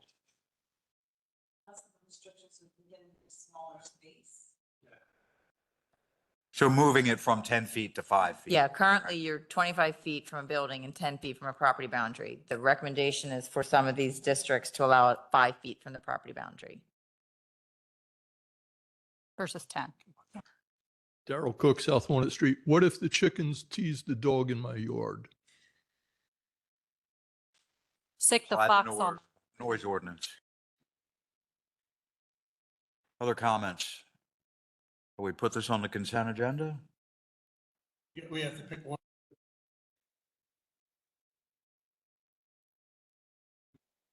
Do we allow the new change to be 5 feet from the side yards, or do we stay with the existing? I mean, are we excluding anybody? So do we keep it the same or do we authorize them to amend it? I think is the. Right. Correct. Can I ask, maybe this is, how much of our borough is not allowed to have chickens right now? Under the current? Look to your left. Yeah, I'm looking at it.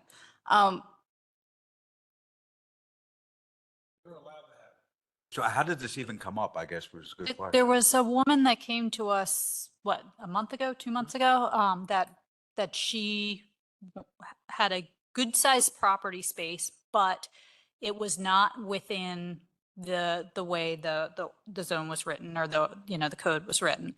But she had plenty of space. It's just it wasn't in quite the dimensions of our code.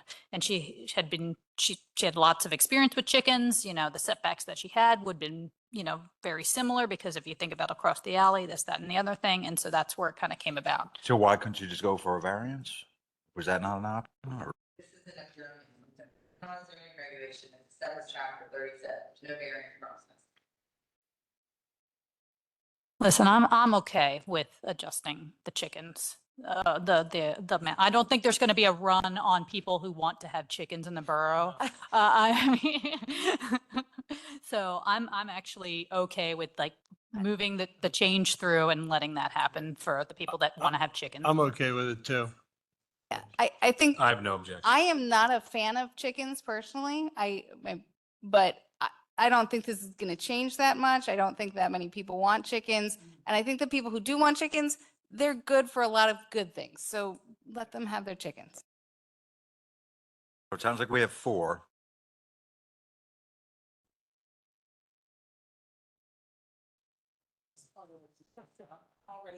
Okay.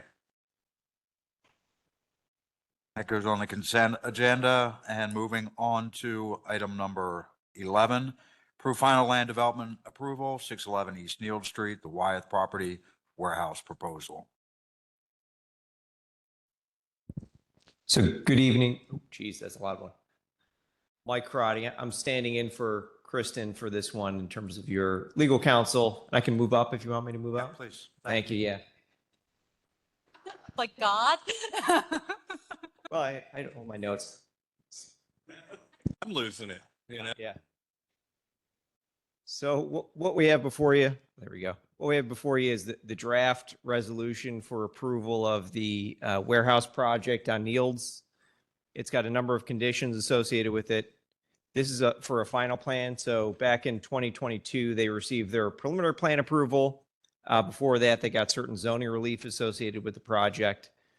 It's been reviewed by all the various borough engineers and the borough traffic engineer. I know at the time of the Smart Growth Committee meeting last week, didn't have their review issued, but has since issued it. I can walk you through the conditions if you want me to walk you through the conditions. This is a final plan approval, so it's the goal of it's kind of buttoning up the remaining issues and boxing the applicant in terms of what we're approving, how we're approving it, and what guardrails we're going to be putting in place to regulate this going forward.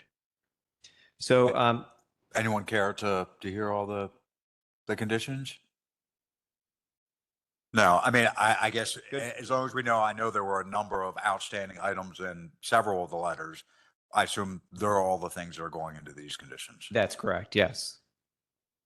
I think what we wanted clarification of last week from Smart Growth was the traffic, right? The entrance and exit of the tractor trailers and how we are protecting the residents, particularly on Adams Street. So how has that been addressed? Yeah, so Kelly has issued a review letter, one, to make sure that all the truck turning templates are appropriate for that site. The developer is building on or getting approval on spec. They don't have a user that's going to be slotted in tomorrow. And when they do that, they have to, for the calculation or consideration of the types and amount of traffic that's going to come through, they have to pick one of various categories of different uses that are set out by, it's the ITE manual, International Traffic Engineers, I think. And the parameters we put on this in the approval is the developer presented a traffic impact study based on a certain class of warehouse use. And this approval would allow them to go forward with that. To the extent, though, that they come in and they have a user that's different than that use assumption class, it's going to be increased traffic, for example, they have to do a new traffic study subject to the borough and Kelly's engineering review. And to the extent that that requires any modifications of on-site improvements, that they have to put them in. In addition to that, there's a provision that limits the truck traffic turning out of the site to go into different areas of the borough. specifically, I think it's South Palmar and as well as Adams, to make sure that it's funneled in an appropriate direction for the tractor trailer traffic that would otherwise come from it. I have two questions. One, is there any possibility with an updated TIS that they could already put stuff in place that then it'll say, oh, now it's a hardship, we need a variance? So they'd have to get your approval to do so. And one of the requirements in the conditions here is, as the different development agreements are put together, the development agreement, the financial security agreement, the stormwater management agreement, there'll be need for an assessment from the borough engineer of what's the worst case scenario from the perspective of what could reasonably go in, and have the developer post financial security for that. And remember, we're limited to requiring the developer to do things that are on site. So that would be on the property and on the immediately adjacent roads. We can't necessarily make them do improvements a block away, a mile away, or anything else. That Pennsylvania law doesn't allow us to do that. So the turn lanes that were, I guess, were one of the requests. I'm not sure where that stands. I remember reading something that it didn't meet the PennDOT warrants, but that's not a PennDOT road, correct? Oh yeah, please. Oops, sorry. Kelly Goff, I'm one of the consulting engineers for our, I come from RVE for consulting engineers for the borough. So just to address your comment, Council President. So the TIS that was originally submitted, I guess, before it got preliminary approval, I believe back in 2022, they had some assumptions based on what they thought the tenant would be. They do not have a tenant at this point.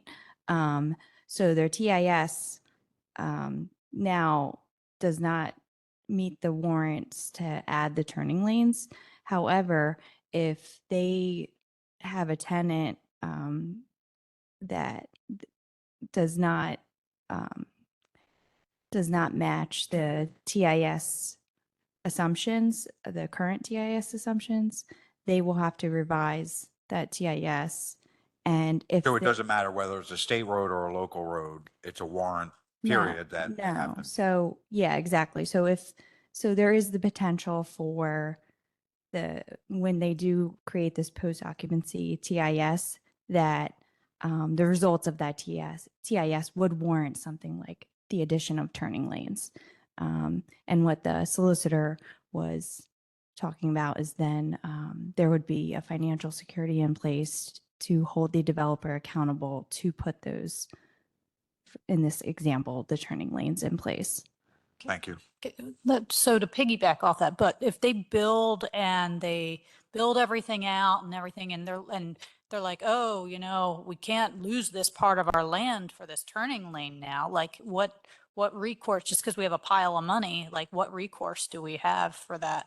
So one, we have the pile of money to implement those improvements directly. But two, when they come in for an occupancy permit, they have to identify what the user is at that point in time. And that's when the assessment is done as to whether or not they're going to still fit within that use classification.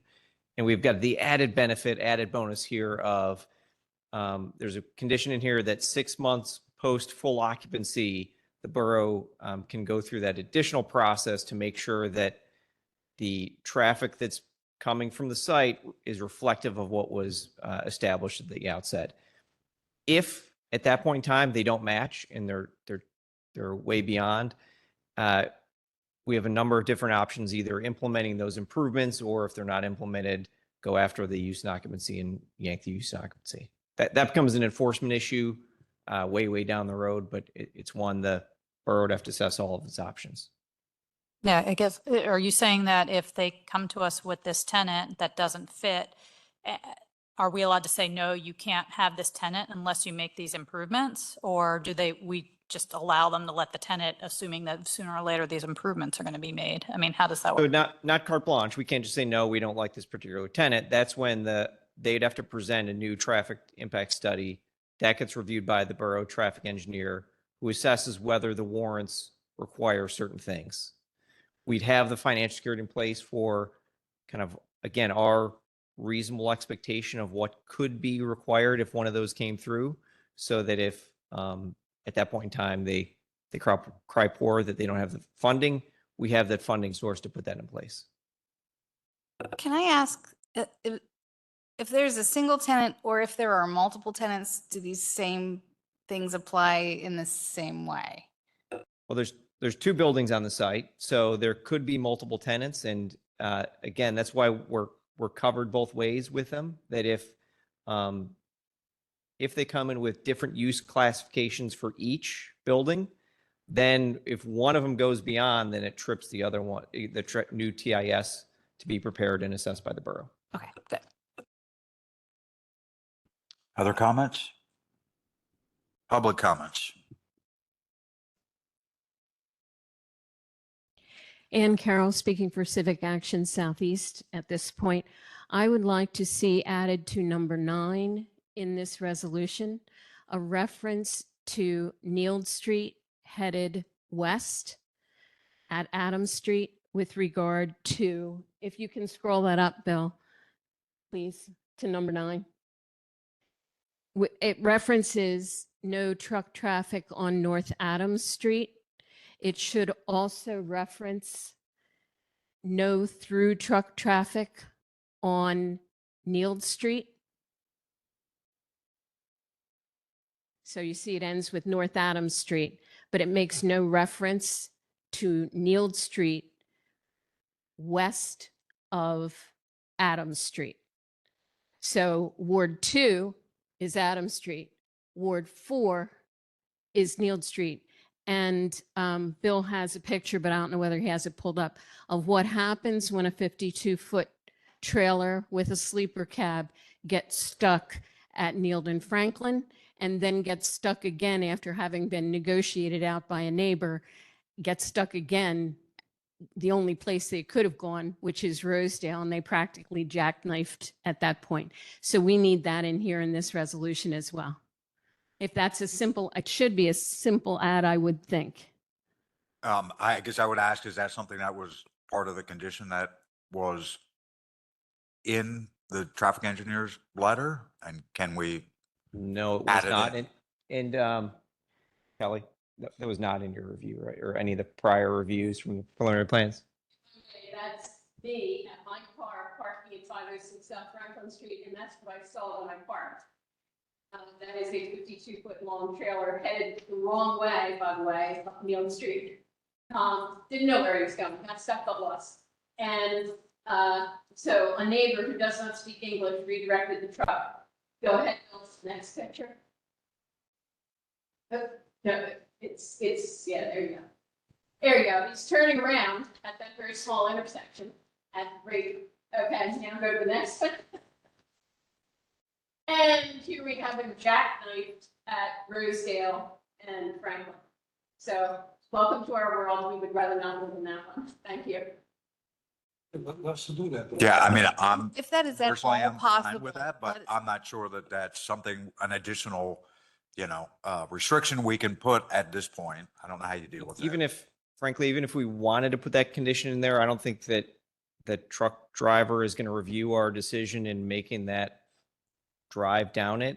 What we typically look for is physical improvements we can put on the site, including the truck wayfinding plan that the developer is required to submit and get borough approval for, to restrict that traffic. So for And I example, on think you're Palmar, there's questioning that's what this is, the wayfinding plan, but to add language to it Right. on that signage. and I can discuss that with the borough and traffic engineer. And I know. just additional signage, I guess. Yeah. It's not. I think the larger overall point though, I mean, one, it's a one-off thing, but the larger overall point though is, wouldn't we have to update our ordinances to reflect what exactly a truck is and where it can and can't go? I mean, I've mentioned this before about trucks going down Wayne, cutting through residential areas. I know the mayor has talked about that before. I think that's going to have to be separate from what we're trying to accomplish here. this is hugely important, but I kind of agree that this is a separate issue. Is there a way that we can add it? Is that legally, can we add that? I think we have a gentleman behind you here. Yeah. I think we have a. Good evening, Council and Mayor. Matt Adams. I'm a member of 611 East Neal Street LLC, but I'm also a borough resident. So Neal is already restricted. So right over the new crossing that the volunteers over here had put in, they don't want any trucks going over it anyway. But right past that, you guys see the no truck signs right there. So that is restricted, but just like a low bridge, every now and again, a truck does get stuck under it. I don't know how, but again, it does happen. But that street is restricted. For our internal wayfinding signage, we're restricting trucks from making movements northbound on South Adams. And then there's a kind of a pork chop median on Bolmar so that the trucks are directed back down South Bolmar versus going north to Market Street. So we do have those. But the only thing is, as far as putting limitations on the street, you affect other industrial companies in the area like National Foam or Diplomat Demolition. So again, I don't know if they're using trucks. So again, you got to look at it more comprehensively because it doesn't just affect our site. It would be for other folks that are already currently using it. And Matt, with that, your trucks that are going to go in that facility, mainly they're going to be guided by the GPS, right? I mean, that's the hope. So again, until we identify a tenant, most of the tenants that we find use wayfinding and, obviously give coordinates to their drivers, especially if they're domiciled at this facility.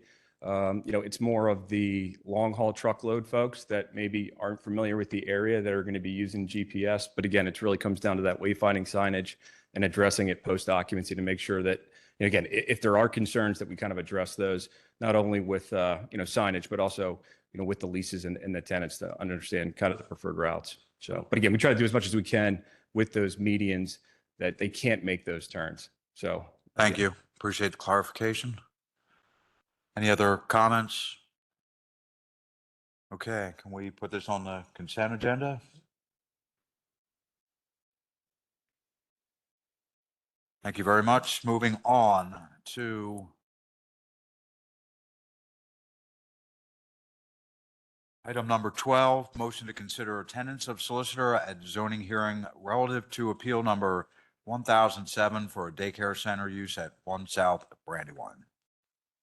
So at the end of the day, the committee felt that the call outs that we didn't, it was 2-1, that we didn't feel that it was necessary for the solicitor to go to the zoning meeting to dispute or to push back against the business that the Mandines are attempting to put into this building. So it was a daycare. It's a one-off. It's not like it's going to proliferate around the borough. It's a building that has been used in the past for a business. If there's questions about parking, we also have on our agenda today how we're giving some parking to another daycare across town. So at the end of the day, again, 2-1, that the Smart Growth Committee felt that we didn't need to send the solicitor to fight against this. I was the dissenting vote on the operation here. And the reason why is that I believe that this applicant should be treated the same way as if it was they wanted to put a hoagie shop in there, a bike rental shop in there. If it doesn't meet the existing zoning ordinances, and they need to make sure that the borough is okay with the conditions that they're wanting to put there. And currently, the property has two possibilities on one lot of land, which is not permitted currently in the borough. And I did speak with the solicitor about it. And I asked her for an opinion on whether we should send somebody to uphold the borough ordinances, the borough zoning. And she felt that we should, but my two people on either side of me didn't think that because we were picking on a daycare, we were picking on a small mom and pop operation. We seem to let the big developers supposedly get away with stuff, which is not true. They have to do the same zoning, the same ordinance as everybody else. So I I had a lengthy discussion with their solicitor for the applicant, Ryan Jennings, and my question to him was, I didn't want our solicitor to go there and sit on her thumb. I wanted her to be able to go there and participate in the zoning hearing meeting to make sure that the borough was being represented. And that was interpreted as I was sending the solicitor to object to the applicant. And I guess in essence it is, because I expect the borough solicitor to uphold the current zoning laws that we have in place. If I can just clarify, in any zoning application, council has the right to be a party. You are a party automatically. When you send your solicitor, you should give them direction what position we're taking on behalf of council. So we're either opposing the application because you don't want the use there and you think they should abide by your ordinance. Two, in a special exception application, which part of this is, they're asking for a daycare use, which is allowed in the district by special exception. In some instances, council will say, we're fine with the daycare, but we'd like certain conditions imposed. You can authorize your solicitor to attend the hearing to ask the zoning hearing board to impose those conditions. Or sometimes I've seen and I've been asked to go to just monitor the hearing to make sure that whatever the applicant comes and tells you about how they're going to operate their daycare, it's going to be limited to 10 people, they're going to have X, Y, and Z happen, that's actually the testimony that they provide to the zoning hearing board. So there's really three options. Don't send the solicitor because you're fine with the application and you want the zoning hearing board to rule on it on its own. Two, you're opposed to the application and you want the solicitor to go and try to defeat the application. And three, request that certain conditions be imposed. That's really your options. So the way the conversation went at the smart growth meeting was that we were leaning towards just saying go and make sure things are, and not to oppose. That's what, and Bernie said if you went, you had to be opposing. And so that's where we started to say, well, then we don't want you to go at all because we don't want you to oppose this. This is good for the community. Truthfully, if it was a hoagie shop or a bike rental place, I would also be like, okay, let's get some use out of this building that's sitting here, right? I mean, it's good for the community, right? So the point being is it's a daycare. It is a good use of the building. It's a benefit to the community, what they're trying to do. And so, yeah, there's a couple of questions, but truthfully, it's stuff that we can work through. And I don't think myself and Lisa can speak for herself, but she's nodding her head, that we don't want you going there to oppose it. So I don't know. Can I just comment on the parking issue? Really quick, can I just mention the parking issue? Because I know we talked about parking at the last parking committee, and I just want to be clear, this isn't a residential permitted area, and this property does have no parking on it. So this is going to require updates to the parking permit program. In the situation with the community care program, we gave parking permits because that existed previously. In that situation, I'm never going to tell council what to do, but that was an existing situation. This is one we're creating here that doesn't exist, and there's an opportunity here. We already have parking problems and we don't have a good mechanism for this, and this could create something similar to what the Bucket School or the YMCA or the Methodist Church, we've talked a lot about the pickup zones and mechanisms like that. And I just want to point out, this is in a fully residential permitted area. So we're going to go down the loading zone path. And I'm just giving you all of the information because I haven't commented to all of council, or, I've talked to some of you one by one, but I just wanted to put that on the record that this is a permitted area in a residential zone, and this would require some moving pieces for parking. So. Thank you. I mean, for my part, I am not opposed at all to the use as this, but I think we should send the solicitor to, if there are conditions we would like to see enforced. I met with the property owner at the property, and I'm not on smart growth, and I know very little about how the zoning is working exactly, but I do know about the parking a little bit, and I've worked with some daycares and some issues with the parking around daycares. I am 100% for this being a daycare. It's sad, the building right now, and if it could be a daycare, that would be a beautiful thing. I am extremely nervous about the parking. So I am very much for the solicitor going not to oppose the daycare, but to perhaps oppose any request for changes to parking. Other comments? Yeah, same comment. I think it's prudent to send, since we did have conditions, we listened to multiple parties, different viewpoints. I think it'd be a responsible thing to send the solicitor. Okay, public comments? And if I could please ask you to limit yourselves to 3 minutes, thank you. We might give you a couple more minutes. All right. Shannon Mandine. I'm on South Matlack Street, but I am also the owner at 1 South Brandywine. I've emailed everybody here. I've met with most of you here. We are open to discussing any concerns that anyone brings forward. Ms. Vaccaro and I met on Friday, and on Saturday morning, my husband was out knocking on the door of Cornerstone Christian Fellowship, where we have a letter of intent for 5 parking spots at the use of the tenant.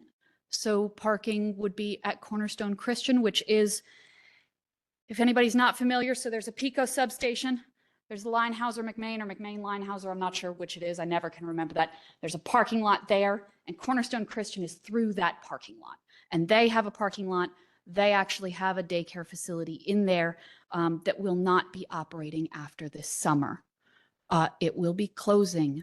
So the borough is losing a walkable daycare. They have offered us, and Mr. Saletta, who was here commenting earlier, he worked with his pastor and I guess the secretary of their church. I'm not sure how they function, but they have a letter of intent for us that we will provide. We have no problem putting him and abiding by reasonable restrictions. I would welcome any comment that anybody wants to make that would allow a problem that I can solve. What I can't solve is if somebody doesn't like a daycare. I can't solve that. Parents have to work, kids have to be somewhere safe, and this is a highly walkable, wonderful area. And this particular preschool, which is what we're talking about, a 3 to 6 year old range, they are kids who walk around town, who visit businesses, who see the government, who see the library, who go to the parks to play. Currently, one is at right across from Westchester Railroad, so the Boulder kids. And the Westchester Railroad knows the Boulder kids. And no one that you ask would say that the Boulder kids are bad kids. They're wonderful kids. My kids are some of them. So do you have any questions for me? Anything that I can offer that would allow you to feel better about this? Quick question. What are the hours of operation? In our application, my understanding is that Ryan put what the law allows, but the hours currently at Boulder that would be expected are no earlier than 8:30 and no later than. Thank you. There's always, this one is down the hill from Hillsdale. And I think as part of it, they had thought at first, maybe we'll offer some after school care. I think with the pushback that they've run into, they have scaled back any ideas. We would not be running this. These are potential tenants of ours, but we'll put in the lease and we'll make sure that it's abided by. I have a quick question. It has nothing to do with the parking or any of that. Are you using the building that used to be the printing? Yes. That was offset type. Have you had any EPA studies? Because that offset type gets everywhere. And I'm very concerned that. Councilman Flynn brought that up. We actually did some testing already, and I don't have that report with me.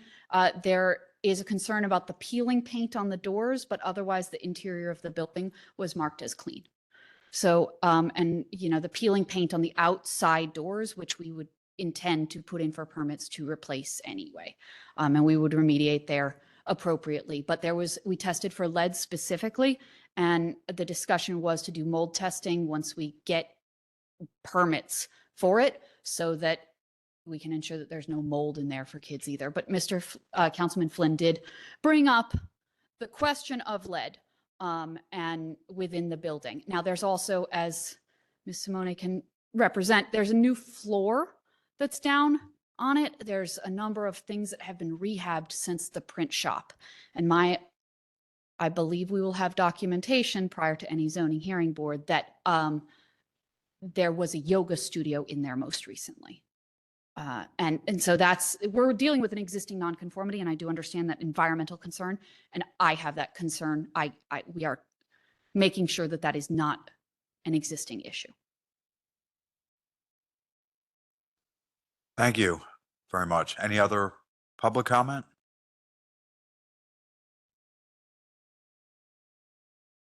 Good evening, members of council, Madam Mayor. My name is Finton McHugh. I'm an attorney. I represent Maddie Siegfried. She lives next door to this use, and she would be the most impacted. She owns within her property line the private driveway that the building is 9.8 feet from. So she's very affected by it, but she shares a lot of concerns with the other members in her homeowners association, her community. And as we think a lot of these issues are not just personal to her and to them, but the surrounding community. And initially, I know at the Smart Growth Committee meeting, there was a lot of neighborhood and not so much neighborhood, but a lot of people who spoke in favor of daycares and the particular tenant that is being proposed here. But I just think we need to be careful that daycares are great. Kids are great. Everyone loves them. And we're not here to speak against kids or daycares. We're talking about a zoning application on a specific property and whether that proposed use fits within the zoning code. And as part of that, there's a lot. This particular application triggers a lot of different parts of the code, a lot of legal issues. And we think that the borough should have a seat at the table that Ms. Camp would provide. It's a tiny lot. It's a twin home. Very tiny lot. The backyard is basically this building. They're proposing 10 children. Again, nothing against children, but there's a lot of them for a small 1,000 square foot building, plus 2 staff members. And there's going to be a proposed designation of 2 loading spaces in public on a busy street. There's a change of use. And I know that there's going to be testimony about Mr. Owens and his printing business back in the 90s and maybe as recently as 2002 and potentially a yoga studio. But it's effectively we're talking about piecing together a non-conforming use across the span of 20 years and trying to kind of piece that together to make that string tie the knot over 20 years. And it's just, to me, that has implications for other non-conforming uses if you can reach back that far. My client has been there for 9 years. She's never seen any yoga studio. She's never seen anybody come in or out of this building, and she's been there for 9 years. So if that's the threshold so that's what's at stake. Because if you can have a non-conforming use that can have that long of duration with abandonment, we think having the borough again having a seat at the table. I know we came at Smart Growth meeting and we were speaking in favor of opposition. We'd take anything we could get. We'd take as long as the solicitor's there, whether it's opposing, whether it's monitoring and just kind of using her discretion. We'd take either of them, but we do think it's an important borough issue, not just a neighbor issue. There's also issues with noise, trash, which is facing her windows. But then the legal issues with the non-conforming use, I mentioned the use of a front yard for commercial use because there's a play yard that's proposed within, I think it's a number of inches from the sidewalk. So that's a significant issue that I don't think I've seen being addressed. And again, like Mr. Flynn said, more than one principal use on a property in addition to the parking rights. But ultimately, what I find with these zoning cases is a lot of times it's important for Ms. Camp or your council to have the opportunity to impose conditions, but then if there's an appeal, to have that seat at the table on an appeal. So you're not just leaving it to me or to another appellant or if the applicant is the appellant to decide what the settlement agreement looks like. You guys have a seat at that table at a settlement agreement and can object if there's something you don't want in your borough. Thank you. Mr. McCoy, since now that I understand what the intentions are of our solicitor, instead of going to oppose, I totally agree with what Ms. Camp said, and you mentioned that she should go there and use her discretion at the meeting and fill in the blanks wherever they need to be filled and not necessarily oppose it. So that way there. I'm going to interrupt you. I can't do that unless I know what you want me to be concerned about. I can't just use my discretion on for example, if you're concerned about parking and you want to make sure that the applicant provides parking somewhere, we heard tonight, potentially they have a lease to put parking somewhere. Like if council wants to send me to not oppose the use, not take any position on the special exception application because you're okay with the daycare, but you are concerned about parking, and therefore your direction is as long as the applicant has some means of providing off-street parking, I can go and advocate that position and make sure that either occurs, or if it doesn't occur, it gets denied. But I can't just go and use my discretion because I'm not sure what you're concerned about. Thank you. So I mean, I'll say that I would like to, we should figure out what are the conditions we would like the solicitor to be there for. I mean, I think it's parking, hours of operation, which I think they've addressed in their application. Are there other conditions? I think the private drive, usage of that or concern over that, or, you know, that was another issue that was brought up. And then the fenced in play area was another concern. Whether it meets the zoning, as, you know, whether it's a zoning violation. He's talking about encroachment into the side yard Yes, thank you. because you have the setback. And then it was mentioned that last time, and I don't know whether it's still, because it's moving around a little bit, putting a fence along the sidewalk so the kids just don't run out in the street, you know, along the length of the property. We heard that testimony as well, but I don't know if that's still fixed in there or not. So I don't know. But as far as it being a daycare, I have no concerns about it being a daycare. It's just some of the. So other when pieces. do you need these conditions? Or when is the zoning hearing? It was supposed to be on Monday, but the applicant's counsel took issue with the way the zoning hearing board ad was written. And so they've sought a continuance, and I think it was going to be rescheduled for June 10th. So we do have some time. What I could do is talk to the applicant's counsel. It sounds like parking, hours of operation, the use of the private drive, they're not permitted to use it. It's private property, but we could make sure that, you know, belt and suspender that as a condition. Fenced in play area to make sure that meets the code requirement. And then also, it sounds like fence along the sidewalk or some things that the board would want to see, council would want to see imposed. Is that an accurate reflection? Is that everything? Yeah, did you mention the encroachment on the side yard, the setback that has to be, because initially on the plans, there was a elevated playground right off the front doors. And it was mentioned that it may be removed, but if they're going to put the playground back in there, it has to have certain setbacks. Yeah, I think Brian's, that was his comment, that make sure that what they're proposing as far as a fenced in play area meets the code.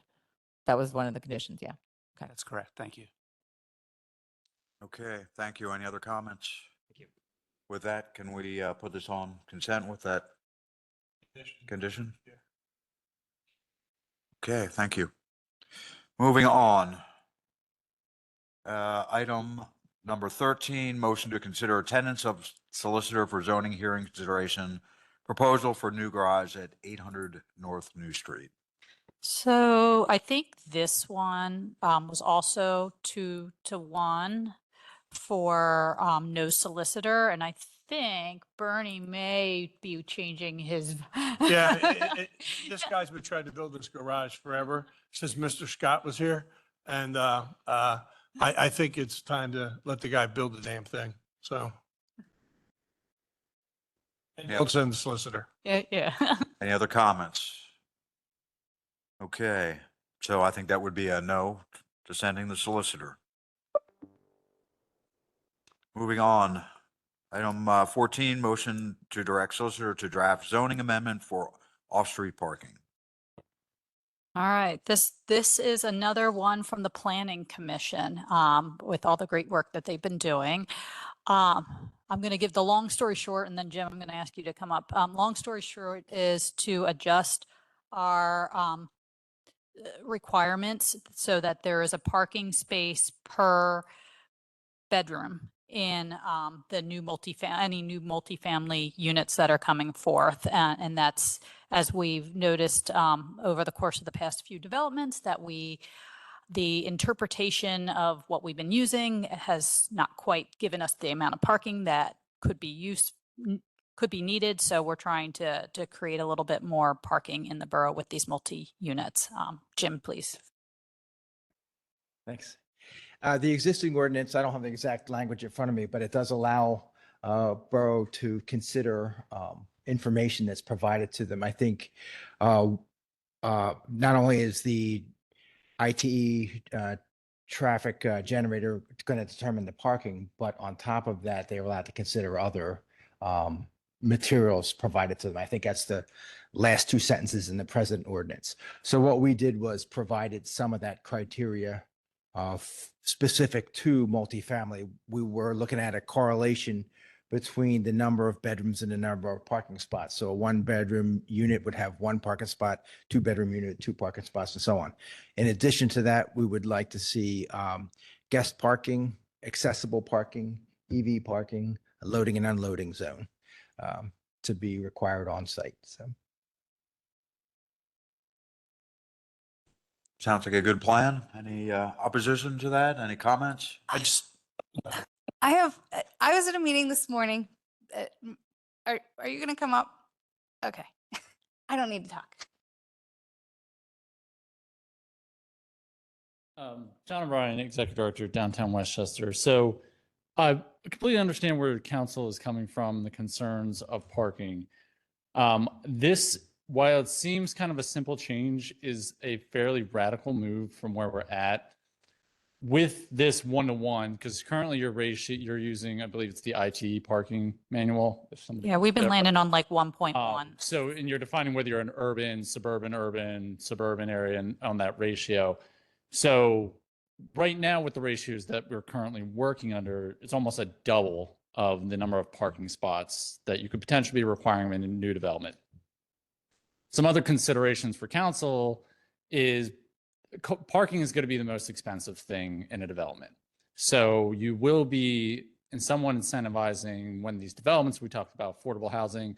Granted, developments, I'm not going to sit here and argue that these are in the affordable areas, but it will add additional costs to rents that renters will pay. You will be creating a system where more area in a development is going to be chewed up by parking, which means less units. And we can all understand that the big piece of the housing crisis we have right now is a lack of stock of housing, whether it's apartments, whether it's new construction of single family dwellings. And you're going to be moving to limiting the number of units that are going to be available. And the more units that we can put on the market helps stabilize prices overall.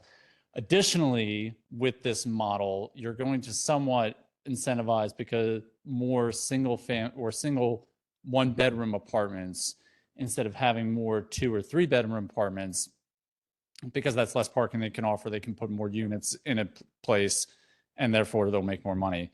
And as a reminder, and correct me if I'm wrong, but the current borough ordinances that would also allow college students, then they are allowed to rent in areas that are a 1-bedroom apartment. So in some of these newer developments, if that were the case, you're going to get more college proliferation, which I know has been an issue that we want to address. I understand that there are ways that we want to kind of work on parking. Suggestions could be you could stay within the ITE parking manual and simply move that ratio, to a higher amount. But a 1-bedroom to 1 parking space, I would just say that would significantly increase the amount of parking that you're required. And if you're, a single family with kids and you're, in a situation where you moved into a 2- or 3-bedroom apartment, you're only possibly utilizing 1 parking spot out of 2 or 3 that were built for you. And I also don't want to get us into a situation where we're having almost more parking spaces in a development than would actually be utilized. And that's going to cause, then we're just kind of wasting space in the borough. We also talk a lot in town about the importance of density. There's a lot of public transit advocacy in this downtown, and this is a very cars first policy. I'm not making either way on that, but it is a little food for thought. When we talk about wanting to bring back the train or encourage busing and biking, when there is an incentive to be car first, people are going to opt to be car first. So I understand where the intent is, and it seems like a fairly easy lift, but there are a lot of nuances to this policy that I wanted to make sure council was aware of from our perspective. Okay. Thank you. Thank you. I have a quote. When was the last parking study? Was it 2018? Yeah. Perhaps it's a time for an update to that before we. Yeah, I think I just Dive want into to this. remind a couple pieces. One of them was Borough Council removed the ability for residents of these multifamily homes to have on-street parking permits. So at this point, the borough has not seen a development built and occupied underneath those conditions. The conditions that we're asking for, 330 Market Street complies with that. So it meets those requirements. We have multiple buildings that we do not provide permit parking for. And it's not, I know that we recently voted for one building, but there are other buildings that we do not provide permit parking for. Yeah. That's what I'm saying. And Nope. people have complained about having, like that one right on So Market don't Street move there. I'm sorry? Don't move there. Well, it, Well, yeah, I guess that's another simple solution, right? But the point of this is right now, what we've approved over the past year are buildings with a ratio of 1.1 parking spot per unit. So that has to do with the ITE, and that has to use with us doing urban, picking the urban one. I don't know why we picked the urban one. I don't think we're urban based off we might not be quite the other level, but we're definitely not urban because we don't have the public transportation. It's a wish. It's not easy to get to grocery stores, all of these things. It's also not easy to get to your job in Westchester. I mean, there are some jobs in Westchester, but most jobs you have to get to with a vehicle, right? Somehow, some way, somewhere, especially if you're paying $3,000 a month in rent. So the point of this adjustment is right now we've got a bunch of buildings going up that are not going to have sufficient parking, and it's going to push parking into places where we don't know yet. And we need to stop the bleeding because we don't want parking going because they're not getting permit parking. So where are they going to go, right? And so this idea is to give people places to go. And so that's kind of where it stemmed from. Can I ask why we're putting the parking in the buildings and we're not building another garage where we can charge and make money off of that? Well, that's a question to ask. I'd say maybe we should do both, but I think the question still is that's a long way away. If we can put it in buildings that are already being built, I mean, we have to figure out the piece of land, how much it's going to cost, gets in the budget, blah, blah, blah, all of these things, right?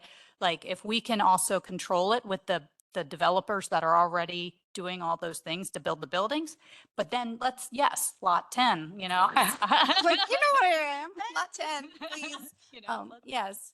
Let's I have feel that conversation enough too. has changed over, the past 6 years that an updated parking study makes sense. So we have 3 or 4 very large apartment buildings.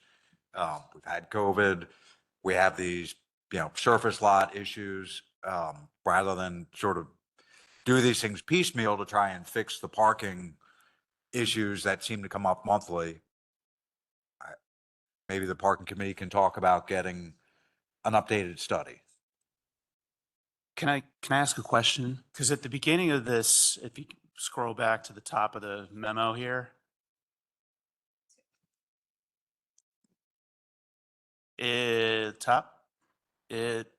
so the point here is Chestnut Square has too many parking spaces, right? Is that how I'm reading that correctly? 350 for 200 apartments, but then, so I'm doing a lot of mental math in my head right now, and I don't know how this actually even fits into the proposal below. Yeah, and I think Chestnut Square uses their parking. They also, that's a tricky one to compare to because Chestnut Square also charged their people for parking. Like if you wanted to rent there, they're like, oh, and you have to pay for parking. And so people didn't use their parking spots and they started parking on outside in the borough anyway. So we have to kind of Yeah, I just consider don't, that it's, too. it's there. It's basically making a case for too many parking spots. And then, yeah, go ahead. And that stemmed from, because the hospital, I'm sorry. The hospital also was under construction at the time. The intent here was, again, to right size these applications and address a lot of the concerns and needs. So it's not only a density, but it kind of backhandedly helps right size some of these buildings. So it was not necessarily not understood exactly what was going on. There are cities like Lancaster City has no parking requirements, but they have lots of lots of structured parking garages. So structured parking garages provide that. So if the borough wants to put up structured parking garages and lease spaces, that kind of stuff happens in places. I guess my point is we have a lot of ratios floating around out there, different approvals for, to Patrick's point, I feel like we need to study this a little bit more before we just make a decision on something. I appreciate the analysis and. Am I 0 for 2? Is that what you're saying? No, I just, I honestly don't. I'm concerned if we don't do something, we're going to end up with we keep like, all these buildings are going up with insufficient parking. And we're going to end up with a hot mess. And I'd like to stop the bleeding.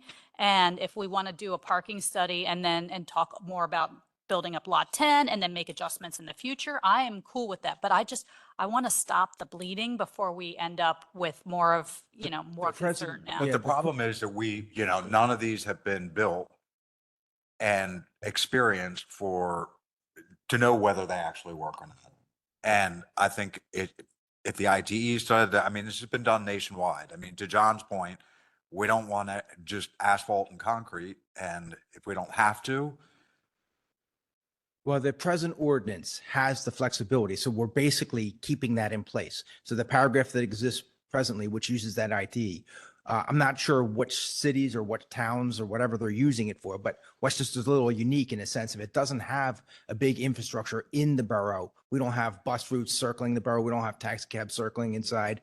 So not that we wouldn't mind having something smaller in the borough, but it's a commuter town. It's still a suburb, even though it's a borough of the Philadelphia area. So there's still a lot of cars. When we're seeing a lot of comments coming back on the developments, it has to do with parking, it has to do with traffic, it has to do with density. And so it's trying to kind of address, but we're not removing the requirement for the ITE studies to have those in place. We're not necessarily sure what criteria is being plugged in to begin with, and whether that's literally an identical town as the borough of Westchester. And so when we're seeing those, they're coming out at like 0.8, 0.9 spots per unit. So what we looked at was all of the different multiple, and we have those tables, what based on the old parking requirements, based on the IT parking requirements, and based on our new parking requirements to feel like we were hitting that sweet spot and addressing the needs, given the fact that there is no permit parking for those. So again, requiring those residents of those buildings to be off the street. So when we look at 330 Market Street, that one looks like it's parked adequately. When we look at 410 South High Street, we're a little concerned. So I just want to say, I understand that concern in 410, and I think that they came back and they're updating their parking. Sure. But ultimately, as a council, wouldn't we have the final approval to say, hey, we need more parking, so then why would we need this? yeah, well, what it says within the ordinance is you're allowed to consider other criteria. This is the other criteria. So we're giving a basis for something. So you can say, the ordinance presently says follow the ITE, and they can ask for the ITE study and say we're requiring this many parking spots. That's what the ITE says. They can have that point and have that negotiation relative to each individual use. There may be specific, I'll just say continued care retirement community, or there might be something where parking ratio would make sense to be able to reduce. Maybe an affordable housing development or a continued care retirement community, that makes sense to maybe reduce that. But when we're looking at the cost and the types and the users of these buildings, we're looking at as a minimum, one per bedroom seems reasonable. in reality, when you're looking at those kinds of rents, you're probably seeing a higher occupant load than that. And you're probably looking at more cars than really there. And I don't know where they're going to park, but I'm sure, hopefully, I'm sure, Sheila, I'm sure you'll find out where they're parking. So in the new structure parking garage. I have a question. So who decides which ITE bucket? Who has been deciding which ITE Can I bucket? we explain for a use? second? So what's supposed to happen is the applicant provides a traffic study following the ITE as far as what their proposed use will generate a demand for parking. They use the Institute of Transportation Engineer parking generation reports. They provide that to the borough consultant. So Kelly reviews that. The ordinance says that the number of off-street parking spaces provided is determined by the borough, meaning you, based on information supplied by the applicant and such other information and studies as the borough shall determine relevant. But it's always easier to explain with respect to an application. So for 410 South High Street, they provided information based on the ITE parking generation. Kelly reviewed it and believed that they provided sufficient based on that report. Like she looked at that and said, okay, you're using the right parameters in terms of the type of development it is, the number of units, whether it's in suburban or urban, whether it's close to public transit. Some of that, there were judgment calls that she had to make, and she had to say whether she agreed that the analysis that the applicant provided was the right analysis using the right methodology, and therefore did she think they were providing sufficient parking. So it's the applicant gives you information, the borough traffic engineer or other, maybe Will has information he'd like to share. Like you mentioned, affordable housing. Maybe there's other studies out there that are relevant and can be used to say, you don't need this many parking or you need more parking. So it's meant to look at real world scenarios as far as what uses demand, but it doesn't come in with a specific finite number. So if we get an application for across the street and they say, we want to use this, and we say, well, we want to use urban, and Kelly's approved urban for the past 3 buildings, and we want to say, no, you know what? We think that that was wrong. We want to use the hybrid one that's more like suburban. Like, what leg do we have to stand on? Because she's approved all these other ones, and it's only like. Yeah, probably none. Probably So none. that's why my thought is I'd like to put something in place to change that, because ideally, yeah, I mean, I'd be fine with 1.4, 1.5, but 1.1 where we're landing, I'm very concerned we're going to have a lot of problems, Ramsey. You're going to have lots of headaches in the next 5 years. And sorry. So I'd like I said, my first thought is let's stop the bleeding. And if, and kind of get us back, because I don't think at this point we can just say, use the the whatever the other one's called, suburban-ish ratio. So that's kind of where I am on this one. Another fine point was we were not allowing, or we were requesting not to allow stacked parking. All right. So again, 410 South High Street has a lot of stacked parking. They do call them bonus spots, but that's, if you're in one of the 2 bedrooms, makes sense. But if you're not, then it doesn't really, not applicable. Thank you. Any public comments? Just a quick question, because I know it was raised. So for like the 3 developments that we have already kind of planned, they're grandfathered under the current interpretation. So so in some sense, we do have a little time to examine what the best path forward is, because the ones that folks are very concerned about right now are under the current interpretations. Anything that you were to do wouldn't affect whether it's Rubenstein's, Burger King, or the Mitch's gym properties. Yeah, you're fine with the ones, but we don't want any more right now. So actually, that's why I want to get this over the finish line, because, I want to make sure that we stop the bleeding. That's what I'm saying. But you can have all the people going to all the restaurants that you want. They'll complain because they won't be able to find any parking, because all the people that live in the multifamily units will be parking in the parking spaces, and so visitors won't be able to park, but hey, you'll have them. Yeah. Thank you. Okay, folks, how's everyone feel about this? Are we going to direct the solicitor to draft an ordinance, or are we tabling this?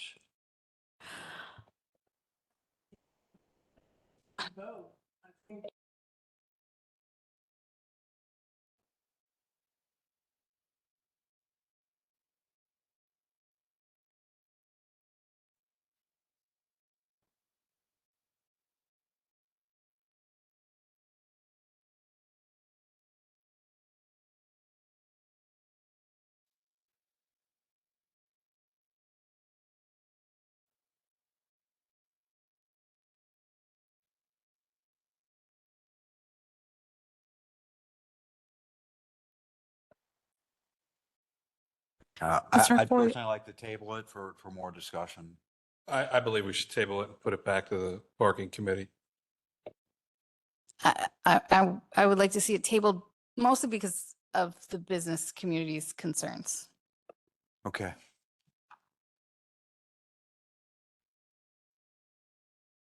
Okay. So we are moving on to item 15, approve April 2024 HARB submission recommendation. Yeah, I mean, that was, I'm gonna go Okay. behind the corner about it, the parking, so. Sounds like No that objection? is, All right. goes on the consent agenda, and we are moving back to the act agenda. Now number 15, motion to reschedule the June 18th and 19th Borough Council meetings to June 17th and 18th, 2024. Yeah, this should be a really easy one. So June 19th is Juneteenth. It's a federal holiday. It coincides with our current borough meeting calendar. So we are just suggesting that we move this up a day, the two meetings we have for our work session and our voting session, to Monday and Tuesday. Any comments? I'm good with consent. Consent? Consent. Thank you. Moving on to the parking agenda, number 17, motion to amend the fee schedule to include a $95 daily rate for Chestnut Street Garage. This is to make it the same as all the other garages. Consent. Consent. Number 18, motion to approve resolution to include the addition of 6 parking spaces for 127 South Matlack Street, Area A, non-residential parking permits. Bernie, can you speak to this?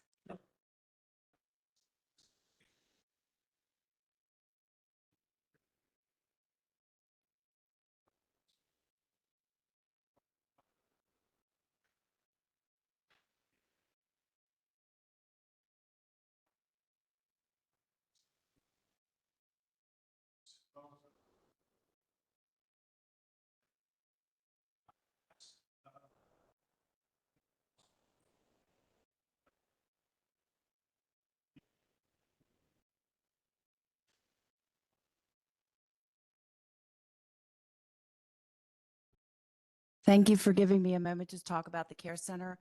It's the Care Center Foundation. We've been there for 42 years. We're a nonprofit that serves the community in the corner in which we reside, 127 South Matlack and Bernard Street.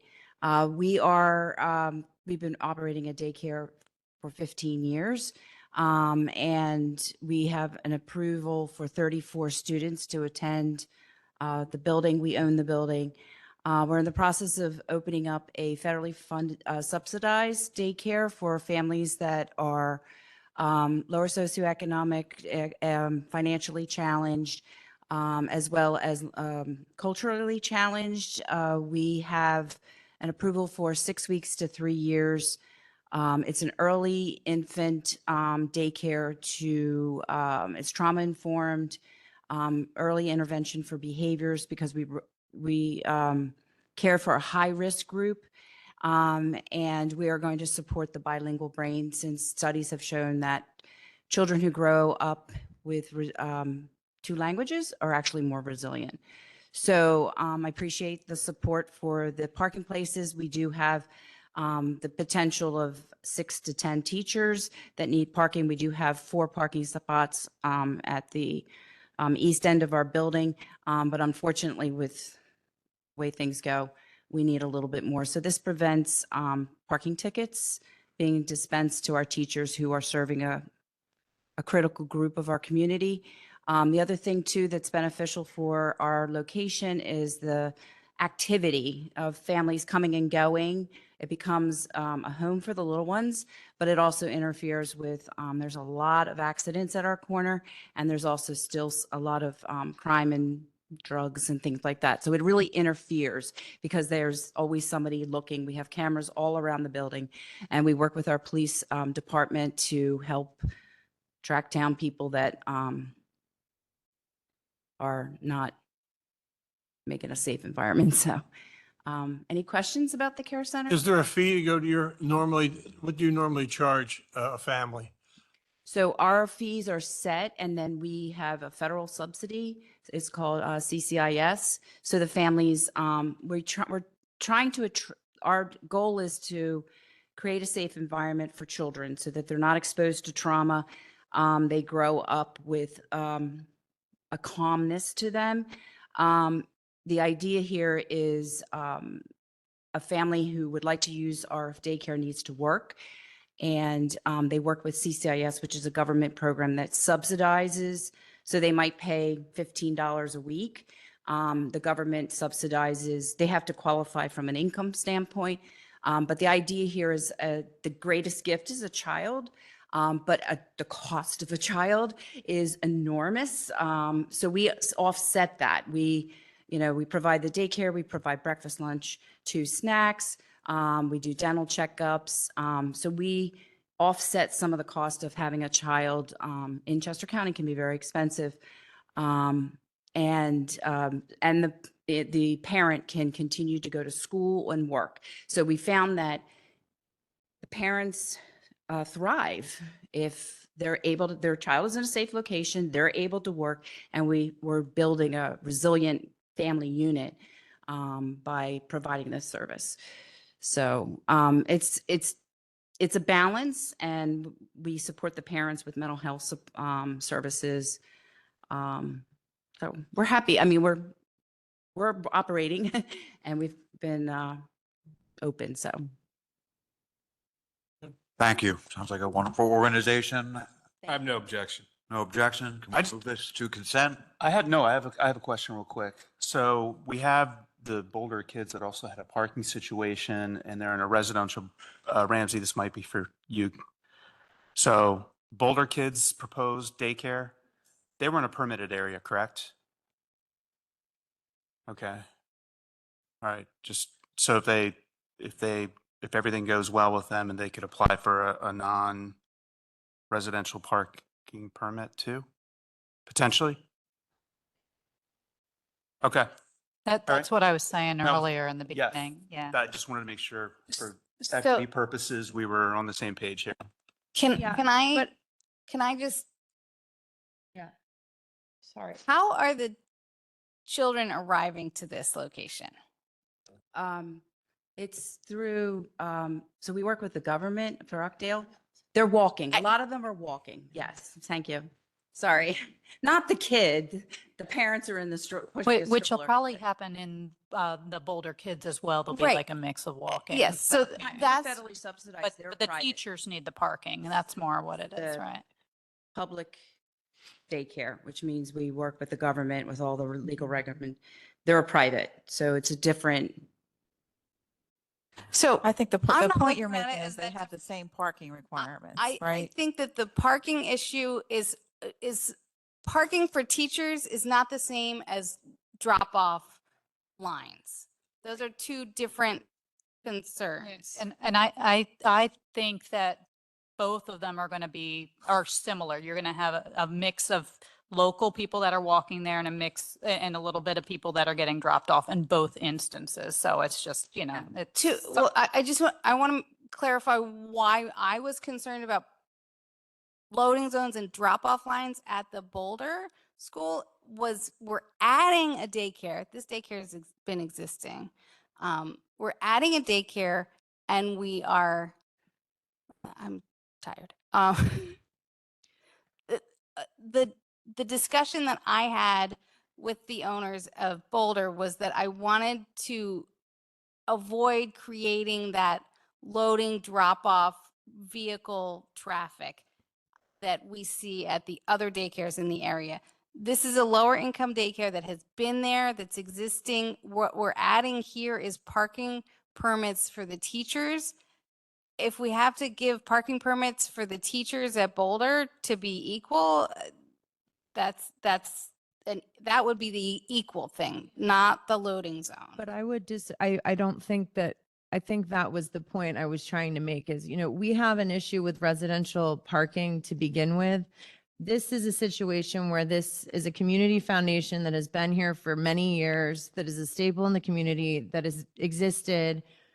It makes sense that we would have to help and continue to help with the employee permits. And I understand that in this situation, we're creating an issue. And now if we're going to give non-residential permits for employees, every time you give a permit to somebody that does not live in the borough, you displace a borough resident. And so that is what I did not want to create with Boulder Kids. And I know I'm literally sitting here going through the student rental permits right now, trying to figure out how many permits I can sell to students because I'm trying to make sure that we're maintaining like homeostasis in this borough. So I just want to be clear, like in this situation, it makes sense that we continue to support that. But this was a situation that we were ahead of. So I have an idea, Jim, why don't we modify an ordinance so we can have some more parking in our residential in our residential buildings?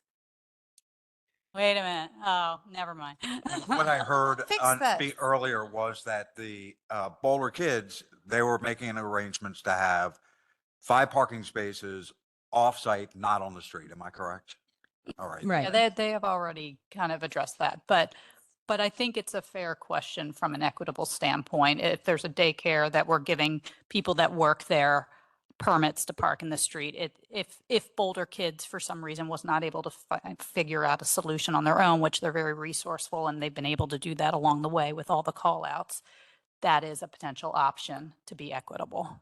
So I think that's where Brian was going, right? That's the only reason I brought it up. Thank you. All good? Thank you. Any public comment? Thank you. Let's move on to Public Works Committee, number 19, motion to approve 2024 pavement repair project street list. All right, the reason why this is on here is because Mr. Edwards is far above the curve. He's been the last couple of years. He knew exactly what he wanted to pave. He knew exactly what it was going to cost. He knew exactly when it was going to start. So instead of waiting until June when everybody is busy, we thought we'd get ahead of the curve and put it out to bid. And this way here, we have the contractor ready to go as soon as the asphalt's being made. Any comments, questions? Public comment? Okay, we can move this to consent.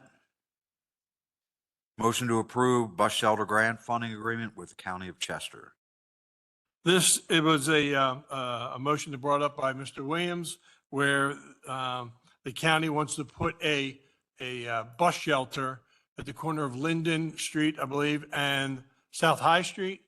The county wants to pay, I think, 50%, $10,000 for it. Our thought was to get the university involved because there'll be housing and protecting mainly their students standing in the bus line. And the university didn't want to do anything with it, but we thought it was a good addition to the streetscapes for South High Street. So it was a 3-0. So where are we going to put it if the university doesn't agree to it? Because It goes right in the eminent domain in the right away, right in front of the, in the on middle the of the street. street? On the curb. It's on Yeah. High Street on the sidewalk. Yeah, on the sidewalk. He just made it sound very weird. Goes on the sidewalk. Yeah. It's on the sidewalk right in front of the coffee shop. Yeah, it is. Yeah. Do you know? Is there room? Is there room in front of the coffee shop? I mean, I think there's a accessible ramp there that you have to make sure is available to get to, right? You know what? So, Mr. Williams is going to tell you how that's going to. Yeah, how's it going to work there? And I want the university to advertise on it so they can maintain it. But they weren't interested, I believe. Yeah, So, because there's a lot of room on that, but except there's a driveway for trucks to go down, and maybe that's why they don't want it there, because across the street by the light, there's that driveway. But right in front of the Saxby's, I think you guys are talking about. Again, yeah, there's that ramp and then the stairs, so I'm not quite sure. Go to Yeah, it's kind rendering. of close to the stairs. It's 3 feet deep. For reference, if you go out in front of the Picnic Commons building, it's the same model there. It's the only one that will fit in the right of way. Daryl actually brought up a really good question. Actually, I left something out, which is we have to submit a site plan to PennDOT, have PennDOT approval of that to make sure that it fits, that it's appropriate, it doesn't block any access. And then we also checked with them because they're going to rip up all those intersections. So we looked at their plans, we checked with SEPTA, made sure they're not going to change the route because of that project. So we feel like we've done our due diligence on this. To your point, it's $10,000 towards an anticipated cost about 15,000. That's what's in the budget, capital improvement budget for this year. Was there anything else? I would just say get a plan B because I think it is pretty tight on that curb there. And again, handicap, you need to have room not just for people to walk, but for.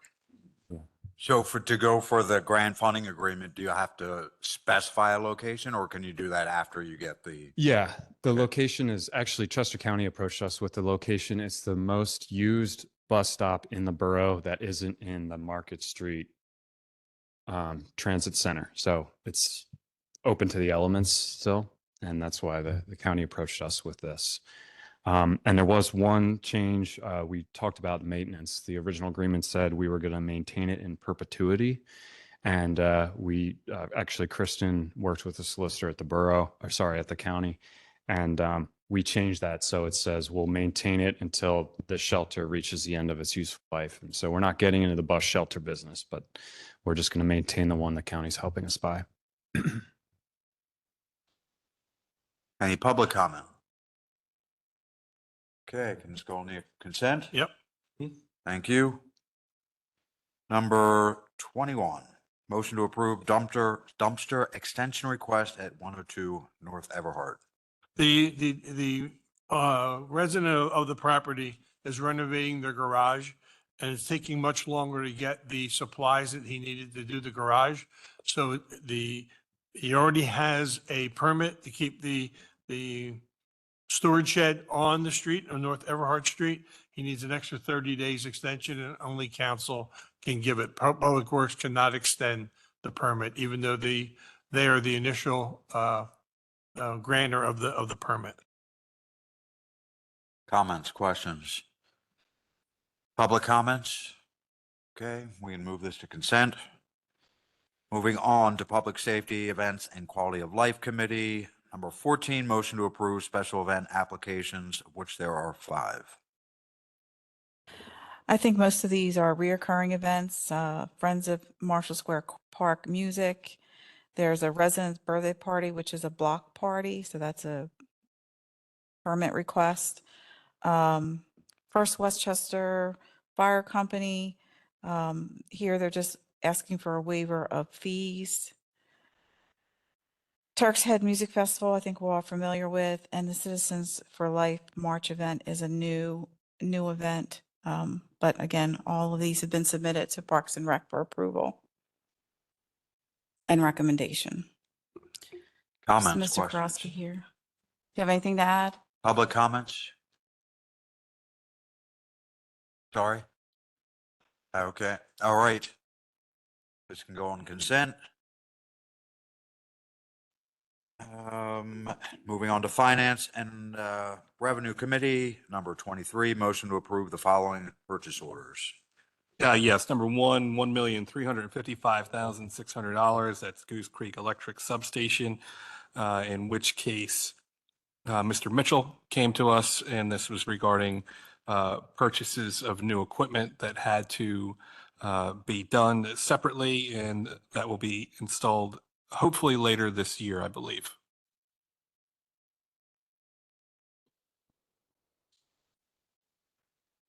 All right. Oh, yeah, it's. We're going to put a $200,000 deposit down for this year. The delivery for the one section is 60 weeks. The transformer is 88 weeks, and the switch is just short of it. So we're going to do it in 2 different sections. We're going to purchase it now so we get in line with it and then go for it. And then we will have the payments and installation of one piece next year and the 2 other pieces in early 26. Thank you. $15,400 to Horgan Tree Experts. That's for Goose Creek tree maintenance. $13,821 to 3B Services. Barb, could you refresh my memory what 3B Services was or is?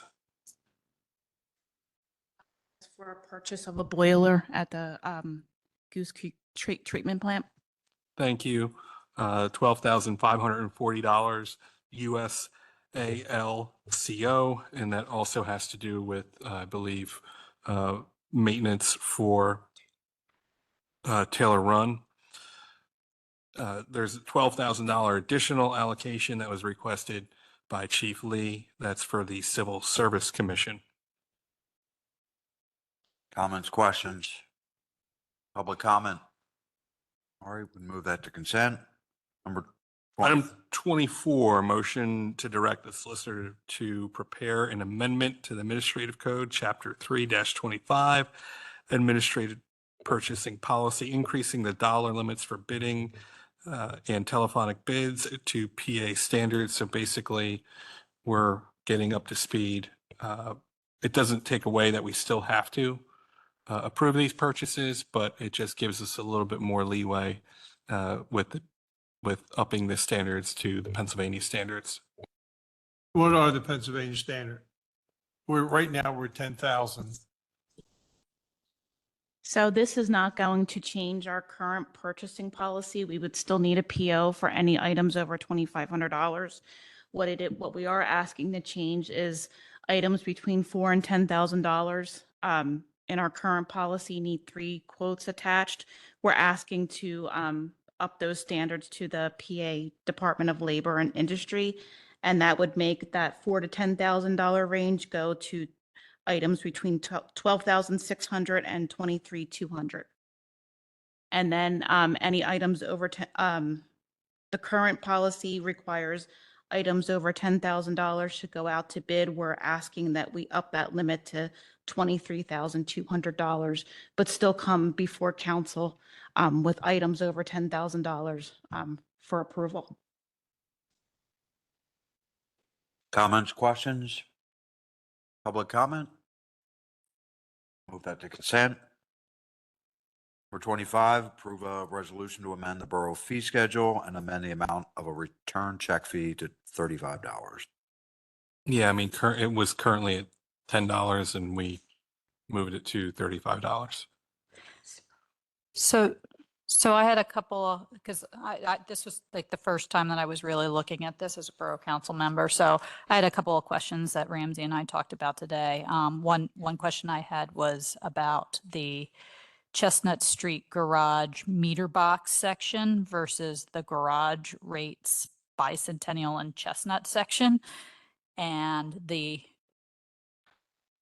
Yes. So when you look at something so many times, you forget it's there. So we just need to, on this fee schedule, we consolidated all of the single space meters and multi-space meters into one line item under meters.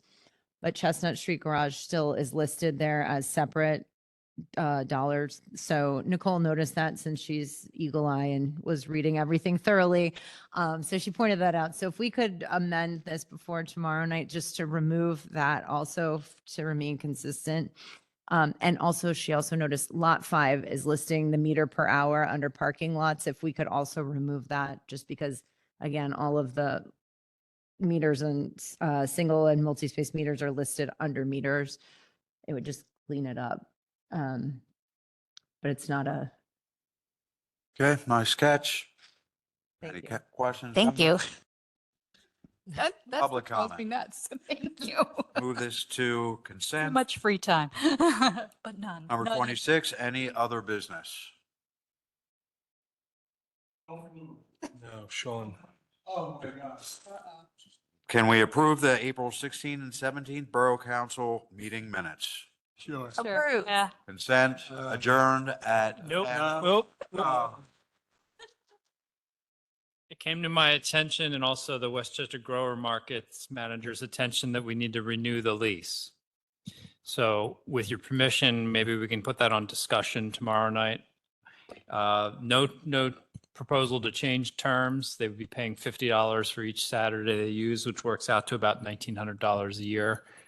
We just, both of us forgot that it was expiring and we wanted to get it approved. So. And you sent that co-op one too, right? Like with And the and little. food co-op too, yeah. Okay. Approved, adjourned at 10:06.